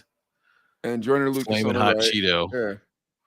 There. I don't know if there's another one or not. Nah, that's the only one I got. I think. Do you think that Joyner Lucas is calling him out to be homosexual or no? Joyner Lucas is he's one of those deep guys. You played that song for me a couple days ago. Here, put us in Rebel. Oh wow. Yeah. Oh, wow. Ouch. Yeah. So But he's actually I've heard of some of Joyner Lucas's other music where he's like almost spiritual Yeah. about people, like a Yeah. real seems like a real loving dude. But he's also very subliminal. Yeah, so I don't know. You know what I mean? But I think in a weird way, I think it's kind of cool that Joyner Lucas kind of called him out like, bruh, that hair. You know what I'm saying? It's bright orange. It's like, It does look weird. you know. It looks weird, dude. I'm not gonna lie to you. But Yeah. my Oh, it looks question odd. is, this is the first you've heard that Usher is a closeted homosexual? This Yeah, is I've literally never the heard first- that. You've never heard that before? All his music's all sexy, and there's always women, and he's Dude, got, you know. they're saying that he overcompensates. I'm telling you, bro, if you type that into YouTube, you'll find all kinds of videos where they're talking about this dude like that. Okay, well, yeah, we'll have to look into that. Do you think it? But at 44, you're supposed to be doing stuff like that. You're a grown man at this point. You still doing that, or is it different times? Now it's like you can Okay, be as hold old as on. you want and be silly. I feel like the hair was orange, not red. So when he said you look like a flaming hot Cheeto, remember when That's we were true kids, too. they called the Cheetos are homosexuals, orange, but they called the flaming homosexuals Cheetos are red. red, exactly. Yeah, So he had interesting. orange hair. He called him a flaming hot Cheeto. And when we were young, they used to call the gay people flamers. You I remember they used to that. call them I do that? remember that. Yeah, yeah. So interesting. Joyner Lucas I'm not saying letting that, us folks. know. I'm not. something. I personally am not saying that. I'm not trying to bring drama from the Chino brothers. We don't know Yeah. one way or another. And And we if have, he is, he is. I don't exactly. care. It's none of Yeah. our business. Yeah. Yeah. But in that community, they like to call people out. And I think I This- feel like that's what he's saying. And if he is, there's gonna be a lot of disappointed women. Because he's a sex symbol. Yeah. Yeah, that is true. But I feel You like know? there's always disappointed women when they find out dudes are gay that are super handsome. Bro, here's the next thing. Come on, let's be honest with ourselves. You can only be so handsome and be straight. I'm being honest with you. Dude, we know gay dudes do take care of themselves really well. Is that kind of what you're getting at? Like, what I'm saying is this: we've had a ton of straight homeboys. None of them look like Usher. But we know some gay dudes that did. Yeah. Just everything's in place, usually. Yeah, dude. Most Dudes gay aren't supposed to have dudes, everything in just- place. Yeah, and just straight. Look You know at what I'm us. I'm a mess. Exactly. Come on. This is exactly what dudes look like. Yeah, unshaven, hat all Yeah. crooked. Do my You know what I socks mean? match? Maybe. Dude, I don't even know, bro. That's the thing, bro. So I'm not personally saying Usher is homosexual, nor is Adley. But what's that? Shout out to Panama. I take offense to that. Oh. Panama is actually a sharp dresser. Yeah, he is actually a sharp dresser. So yeah. Well, that But doesn't make that most doesn't necessarily mean. dudes, most straight guys are a mess. Yeah, for the most part. Most straight dudes do not look like Usher. However, most gay on the dudes other seem to have side, it together. they look like Usher. You know, They look like Usher, dude. Think about how many of those gay dudes that are all shredded and like they're in TV programs with the ladies they don't know, and they're heartthrobs to these ladies. Yeah, And it's like, man, you're zero barked up the wrong fat. tree. Yeah. And well, we can say this too. We have gay friends, by the way. Just want to throw that out there. Right? Well, it's not. That's not what allows us to say it. What allows us to say it is we're not making the rumor up. The rumor is out there. Yeah. We're not saying that's what we're not saying. We're not making a judgment call on whether or not he's gay. That's between him and his God. We're only saying there is a certain look that homosexuals have that heterosexuals do not have, and that is perfectly groomed. Yes. Agreed on that. So we'll throw it out there. You guys can make your own decision. Whether That's Usher's gay. But Joyner Lucas said, looks like a flaming hot Cheeto. Interpret it how you want. But are we just interpreting it completely incorrectly? What if it turns out it's like, oh no, it wasn't Usher, it was Cisco or something. You know what I mean? Like, let me double check now. No, it's definitely Usher. Definitely Usher. No, I'm saying with the gay rumors. Like I mistake it. Like I'm like, oh yeah, but it's Cisco. You know what I mean? It's like they were talking about Cisco the whole time, but they were at the same age. I'm like, didn't you know this? Yeah, That's no, I'm too serious. funny. I'm 90% sure. It is Usher. You'll see it all over YouTube, dude. Like if you put like down in the down low music business or something. Just type that in, and there's just all these people, usually like extreme Christians that are trying to get you to stop listening to music, pretty much. Yeah. Yeah. So like, is that really is he really? I don't know. Who knows? Who knows? All right, what's our last story to get us out Hey, of let's this do a quick shout awkward- out. Big shout out to Big Juan. What up, Juan? What up, homie? And of course Thanks for stopping in, dude. We said what's up to Panama too. Yeah. And I felt like I He missed said he one, took but offense if to not- the story. I'll let you interpret this. Polar Nights on Twitch. Love it. What is it? Love the Love men's it. cam, the Yeah. perfect evolution of beard growth. And I was like, mine is a mess. Both of us. Yeah. I'm a mess right now. Thank though. you. Thank you. I think that's a good thing. Polar Nights. Yeah, shout out to you too. So thanks, The man. perfect evolution of beard growth. Look at that. I think she's talking to you, Adley, because you've been working on that beard for a little while. Oh yeah, remember for Halloween I had to shave all this I off, and it's know. finally getting to where it's back to Pal- like normal. Palom, what is? How do you? Polar Nights. Polar Nights. Thank you for stopping in and watching. Yeah, we the Chino appreciate Brothers, that. Thanks. because we never even remember that we have Twitch until we. But we love all our fans and on Twitch. Anywhere, too, all of Twitch. them, everywhere, all the time. On Yeah. Clapper, on Truth Social, which Adley's the only one on there. Truth. On, just kidding. All right, what's our next? I what's our have it. next- I've never made a profile though. I'm downloaded it. like, I downloaded it too, and then It's you like- it's kind of like downloading like a dirty pornography app. You're like, am I supposed to open Yeah. this? You know what I mean? Yeah, Like, and then it's like, okay, you got to answer all these questions. And I'm like, dude, I just want to read all the crap that's on there. That's And then you That's kind of don't. gonna make me laugh. And then I- then I'm like, this is too much effort. Well, because then the next thing is, who's on Truth Social, bro? If you want to see a wild, crazy zoo house, you know what I mean? Kind of do though, but I kind of Every prepper, from the outside. every polyamorist, every weirdo is on Truth Social, dude. I don't need to see Yeah, that. I kind I'm of good want with to see it now. Facebook. I'm good with No, Facebook, YouTube, and TikTok. But All right, it's one more more story. effort. It's more effort for me. I'm like, that's too much effort to set this up. I don't even know what that last story was anymore. it was Was it about the Usher. Snoop Dogg That's and right. football? Okay. Oh yeah, Snoop Dogg, football, Kanye West, Lars. Dude, the Man, I wanted Kanye Baby West. Dave on I was hoping he'd pick the Kanye, or we could have kept. him Yeah, for let's a do few the more Kanye. minutes. But let's talk about Kanye. Yeah, a let's do little the bit Kanye, here. and then we'll light it, and then we'll send off. And okay. So Kanye West, he's dropped by lawyers via newspaper ads. So they didn't call him. They didn't get in This is touch the most with them. insane thing I've ever They heard, just folks. threw an ad up, which is To all which you is guys nuts to watching, think. this is the weirdest thing I've ever heard.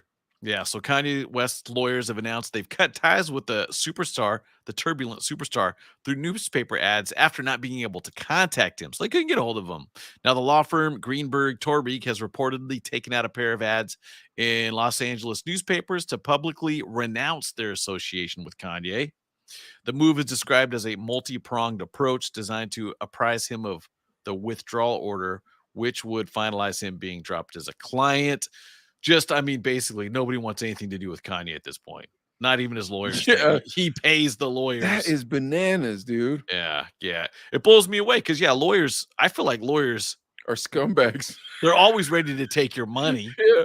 They'll try to talk you out of giving them more money, however they're going to do it. So to let go of a big client like Kanye, well, he was worth $1 billion. I don't think he's worth that anymore. And they're probably on retainer. Well, I was thinking about two things. I was thinking about you had to have a lawyer, and if you can give us kind of a ballpark of how much you had to spend on it. I'm going to say, they just said they tried to call him. Oh, okay. No avail. Wait, hold on. So- Wait. And then my second thing I wanted to say is this. We should start addressing that we have an audience more often, because Mr. Beast does it.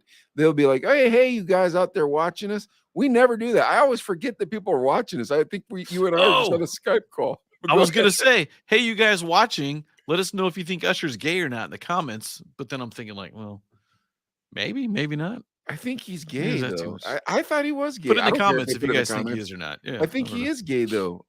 I'm pretty sure that maybe he's not gay. Drop an eggplant if he's gay.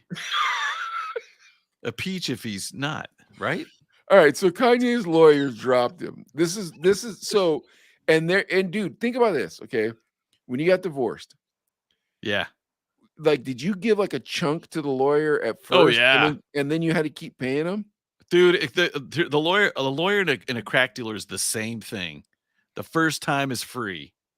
You know what I'm saying? Then after that, it's like, no, you got to pay, bro. But you just scared me half to death. Like I'm gonna. How much? Like, like, would there be times you forgot you were supposed to cough up, and you'd be like, "Oh man, I didn't budget this properly." Did that ever happen? Yeah, there's times when I'm like, my money's out, and she's got to write a letter to the court. She's like, no, it's gonna sit right here on my desk until you bring over another couple of G's or whatever. Even me and my ex, we're cool now for the most part. We're cool, and we're just thinking, man, we're like, man, we spent our son's college fund probably over this 2 years we went through it. You know what I mean? Would it be On the enough? divorce. Would it be enough to buy a decent used car? Would you say? Yeah. Oh yeah, for sure. For sure. Like a 2020 Camry. Probably 20 to 20, just dollars, probably 20 to 30K. And Whoa.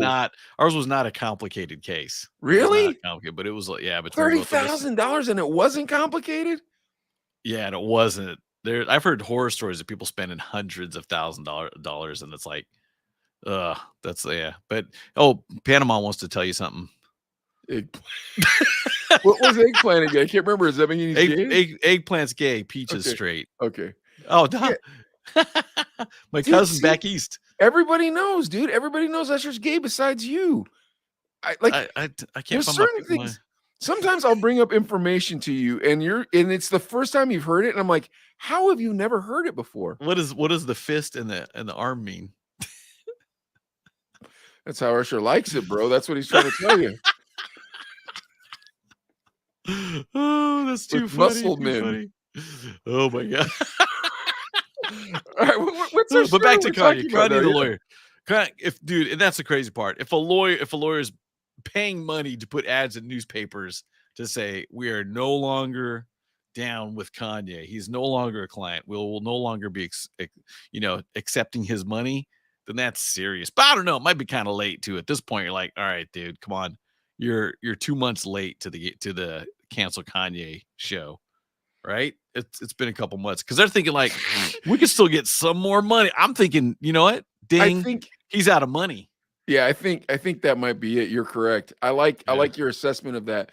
You're 2 months late to the cancel Kanye show. You're right. They should have canceled Kanye like that weekend.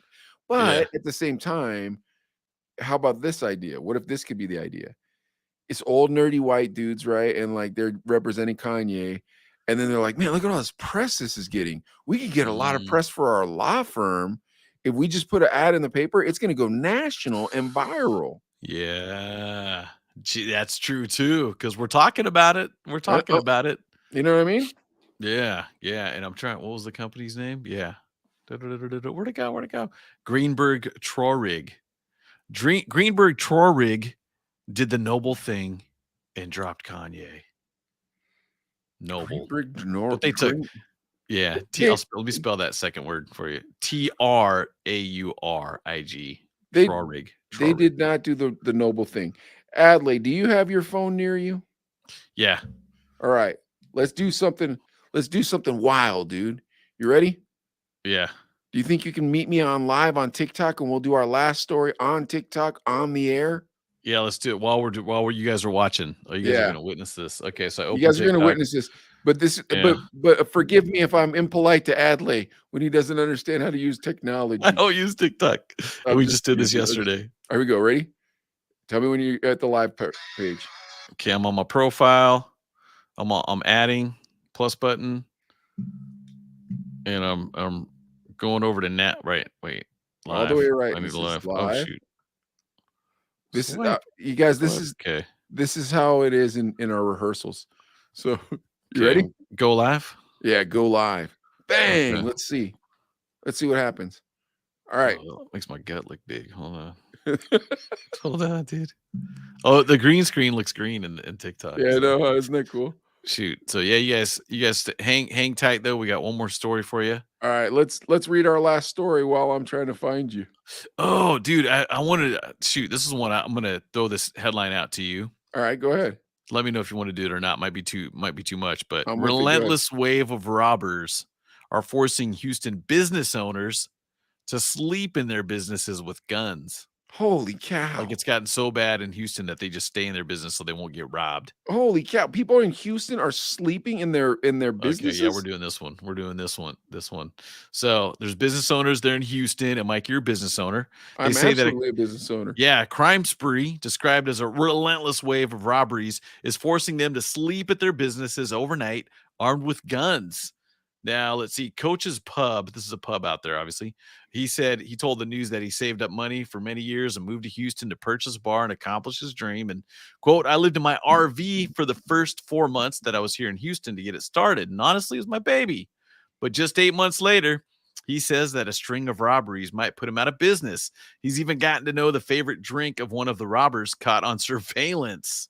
Weirdly enough, he likes amaretto, so there's a bottle that he just can't resist. And I mean, he will shop. He would pick them up and set them on the cooler across and then come back and take what he wanted. And he's not the only one. There's documented complaints from bar and other businesses owners who told the Houston City Council that robberies are going to force them to close down. That is the biggest problem right now. Me and plenty of other bar owners are sleeping in our bars armed. Sleeping in your bars armed. Yeah, just like this with the gun. All right, hold on. So are you live on TikTok right now? Oh yeah, I'm live. I'm live right now. Can you go to plus guests? Plus guests, yeah. Okay. Cool Dude 95, is that you? No, here. I'm inviting. Okay, accept. Okay, now. There we go. All right. Check. So now you guys on TikTok, we are live on our podcast right now, and we're reading our last story. Oh, my gut looks big. Adley, check your messenger. There we go. So all right, so how the story goes is there's these Houston bar owners. They're business having owners to sleep, too, yeah. or business owners or bar business owners, owners too. Yeah. So they're having to sleep in their bars with and armed. Dude, what do you think about this? Is this a breakdown in leadership in our government? I think it's awful because I remember. Do you remember the riots, the 1992 riots in LA? Yeah, and all that. I worked at a record store at the time. Korean owners. And they were strapped up, bro. They were like this, just waiting. It was in Del Amo, so it's probably, I don't know what's that, 20 minutes, 30 minutes from downtown LA. But you could look out the storefront record store window when you be working and just smoke just coming up out of, just all these different pockets and stuff too. So they were ready, man. They were like that. They were strapped up, ready, man. Just like, But as a business owner, I don't want to sleep in my business with a gun. I want the police to do their job.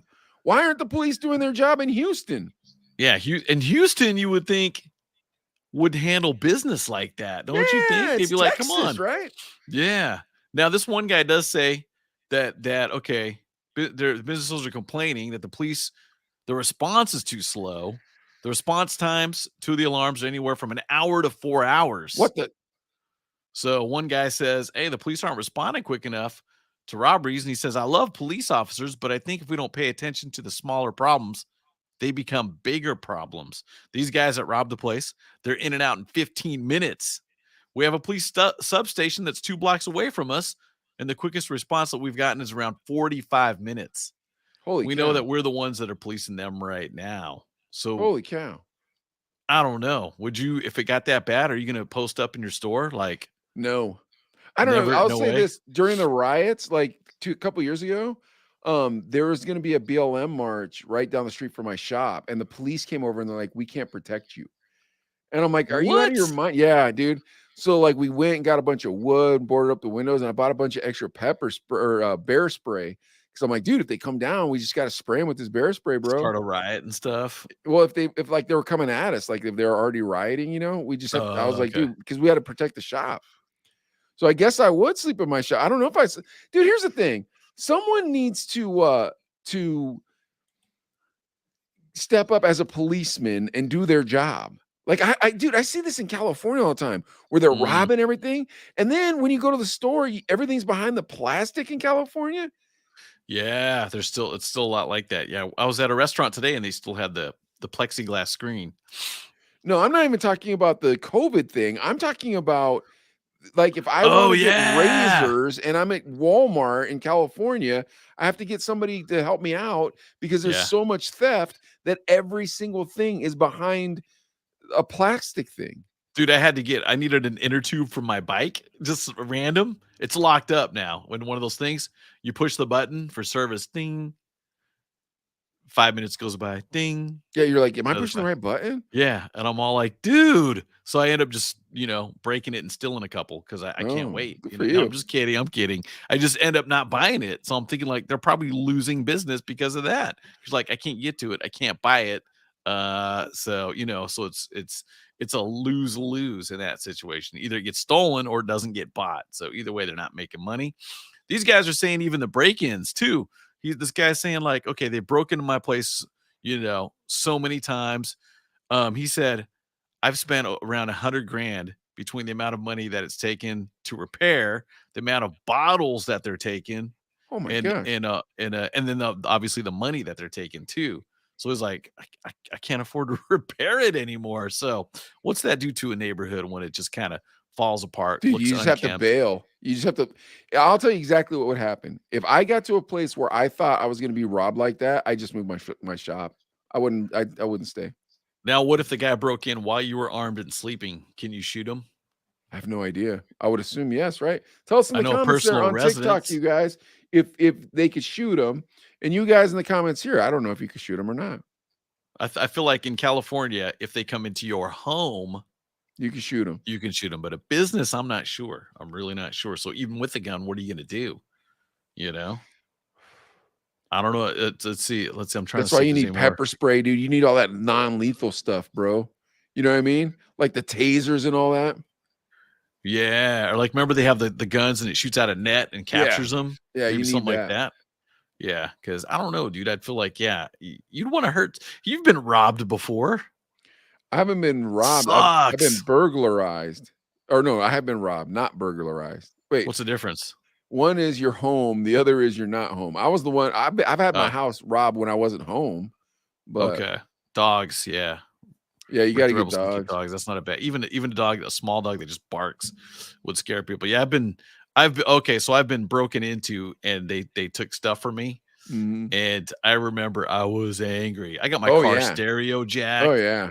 and We feel so and violated. You know what I mean? yeah. You So just I want to feel like murder somebody. yeah, right. If you caught him in the act, you'd probably want to beat him up, right? Do you remember when I got my car stolen at the Rock? Do you remember that? Sorry, I shouldn't laugh, but it's funny now. But I remember Yeah. you were Oh yeah, pissed. I was pissed. You were But fuming, man. It yeah, but my was a sweet ride too. it was the tater tot. My alternator didn't work in the car, and Oh, so right. they Yeah. only got so far, and then the car died. Well, and here's was Mike's security plan. All right, I'm gonna leave it started, and I'm gonna have our 16-year-old intern keep an eye on it. Right? That was the night it Yeah, it got was taken, right? exactly it. Yeah, and then I went in the van. I was like, "Malix, what happened to my car?" He's like, "Oh, that was your car." I was like, "Oh man." But then the cops called me on the radio. I was working a shift that night, and the cops called me and told me they found the car. Yeah, it was only like 2 blocks away when the Yeah, guy's like, "Okay, I'm not getting any chicks in this car." It was the Ford Festiva, right? that's right, dude. And Or then they Fiesta stole all Festiva? my CDs out of the car Oh, except for that the sucks. rock CDs. I had a whole What does bunch of that hip tell hop you? CDs, and then like yeah, and then I had like the Offspring and like because record reps Blink would bring 182? me. They'd always bring me alternative rock records. Okay, okay. Yeah, when they take me out to lunch, they'd be like, "Hey, dude, you like alternative rock rap?" Like, "Yeah, dude," or punk, "Yeah, dude." So they'd always lace me up. Yeah, when that dude stole my car, bro, Jay-Z You was were so gone. mad. What Yeah, did Malik DMX was say? gone. Well, because Malik was in charge of keeping an eye on it. Did you I mean, think the guy getting in the that was kind car? of mean to do that to Malix in the first place, because like he was sitting in the van, and he was sitting in the van with Sean. Like, I don't even know why Sean was with this dude from Too Strong. Oh, okay, Sean. I was thinking hated. But oh, Yeah, they Sean from went Too in. Strong was hanging out with us for some reason. And That's then we were driving back in the van, and Sean was like, I don't know what kind of idiot wouldn't watch your car when he's supposed to, man. Like he was just I saying was all this kind of mean stuff. clowning He Malik's. was being real mean. Poor Malix. He wanted to cry. I felt bad. I was Oh pretty mad yeah. at him though. Yeah, but I don't know. He probably. I'm just thinking he probably didn't want to do that. Yeah, who'd want to sit there and watch my ugly car, like the nerd car? Hey, Alex, here's the thing, dude. My alternator don't work, so I'm just gonna keep it running while me and Adelaide DJ. What kind of foolish idea For was 2 that? hours, we're gonna Yeah. be in the club. You're in there for 4 Car's hours, gonna dude. run, dude. Oh, Yeah, that's that was too a funny. foolish idea. It's Oh like, my bro, why don't we gosh. just ask a record rep to pay for my car Yeah, repairs, $100 man? for the alternator. Or you could have got 2 keys, one to keep it started, and you could lock it, and then just maybe unlock it with the If I keep it had the locked. money for 2 keys, I would have bought the alternator. I don't know 2 key money, bro. What was I, a baller? Makes for a good story. At the time, though, it sucked, but it's funny now. Yeah, at the time it was horrible, but now that we're telling you the story, I mean, like now where it's like, dude, I'll tell you something right now. So I can't remember how long ago it was, but it wasn't that long ago. I parked like so in Pittsburgh, you just park on the wrong side of the street all the time and nobody thinks about it. Park up on the curb, everything, right? So I parked the wrong direction, but I didn't realize I was parking in a handicap spot. Oh, yeah, they don't play. Yeah, so I got up the next day and my car was towed. This is probably 3 years ago. So I was like, oh man. So I called Uber. They took me up there. I got up there. I had my company card, so I was going to pay the fine with that. And then they didn't have my insurance card. So I was like, hold on. So I called Sherilyn and she's like, oh, it's in the glove box. It had her name on it. But then our insurance company emailed them like almost immediately with my name on it. Oh, And I cool. thought to myself, this was just a 15 to 20-minute inconvenience. And as I was thinking that to myself, the guy to the left of me was like, I really need my car, man. I just really need my car. I understand, man. I shouldn't have parked there, but I really need it. And I thought to myself, man, that would suck so bad. Like, and I remember those days when you didn't have the money to get your car out of hock, you know? Or couldn't But pay registration. oh And you're just yeah. looking over your back all the time, over your shoulder, like, oh, please don't pull me over. Yeah, all that time. Yeah. Dude, oh my gosh, that's crazy. But I don't know, man. If you move to the city because you hear how great it is, you invest all your money into building the shop, and then they just keep taking from you and keep taking from you and keep taking from you. Whoa. I think eventually people are just gonna rise up, dude. I think eventually people are Yeah. just gonna be like, I'm done, you know. Yeah. And So Houston, it's Texas. It's an open carry state, I feel right? like they can carry guns there, right? Yeah, it's Texas, dude. It's gotta be. It's gotta be. But at some point, you just gotta be like, dude, I'm done. I'm done. I'm just, setting up booby traps.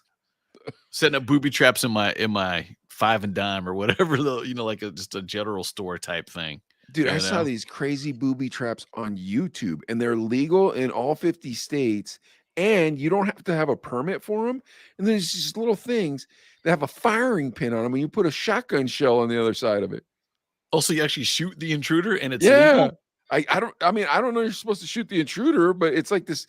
It looked like a little cup with like a spring on it, and you put a shotgun shell on the other side of it, and then you put a wire from it. You know, it has a hook. You put a wire, you tie it to a tree. Oh, that's crazy. Yeah, because I'm thinking, dude, I'd be that dummy that kind of forgot about it. Yeah, And be I like, thought oh that same crap, thing. dude. I thought that same Shoot my thing. face off, dude, or something, dude. Yeah, I wouldn't do that. But something, do you remember even like going to Mexico? Remember they'd have the broken glass Oh yeah, on the top of the yeah, walls? yeah.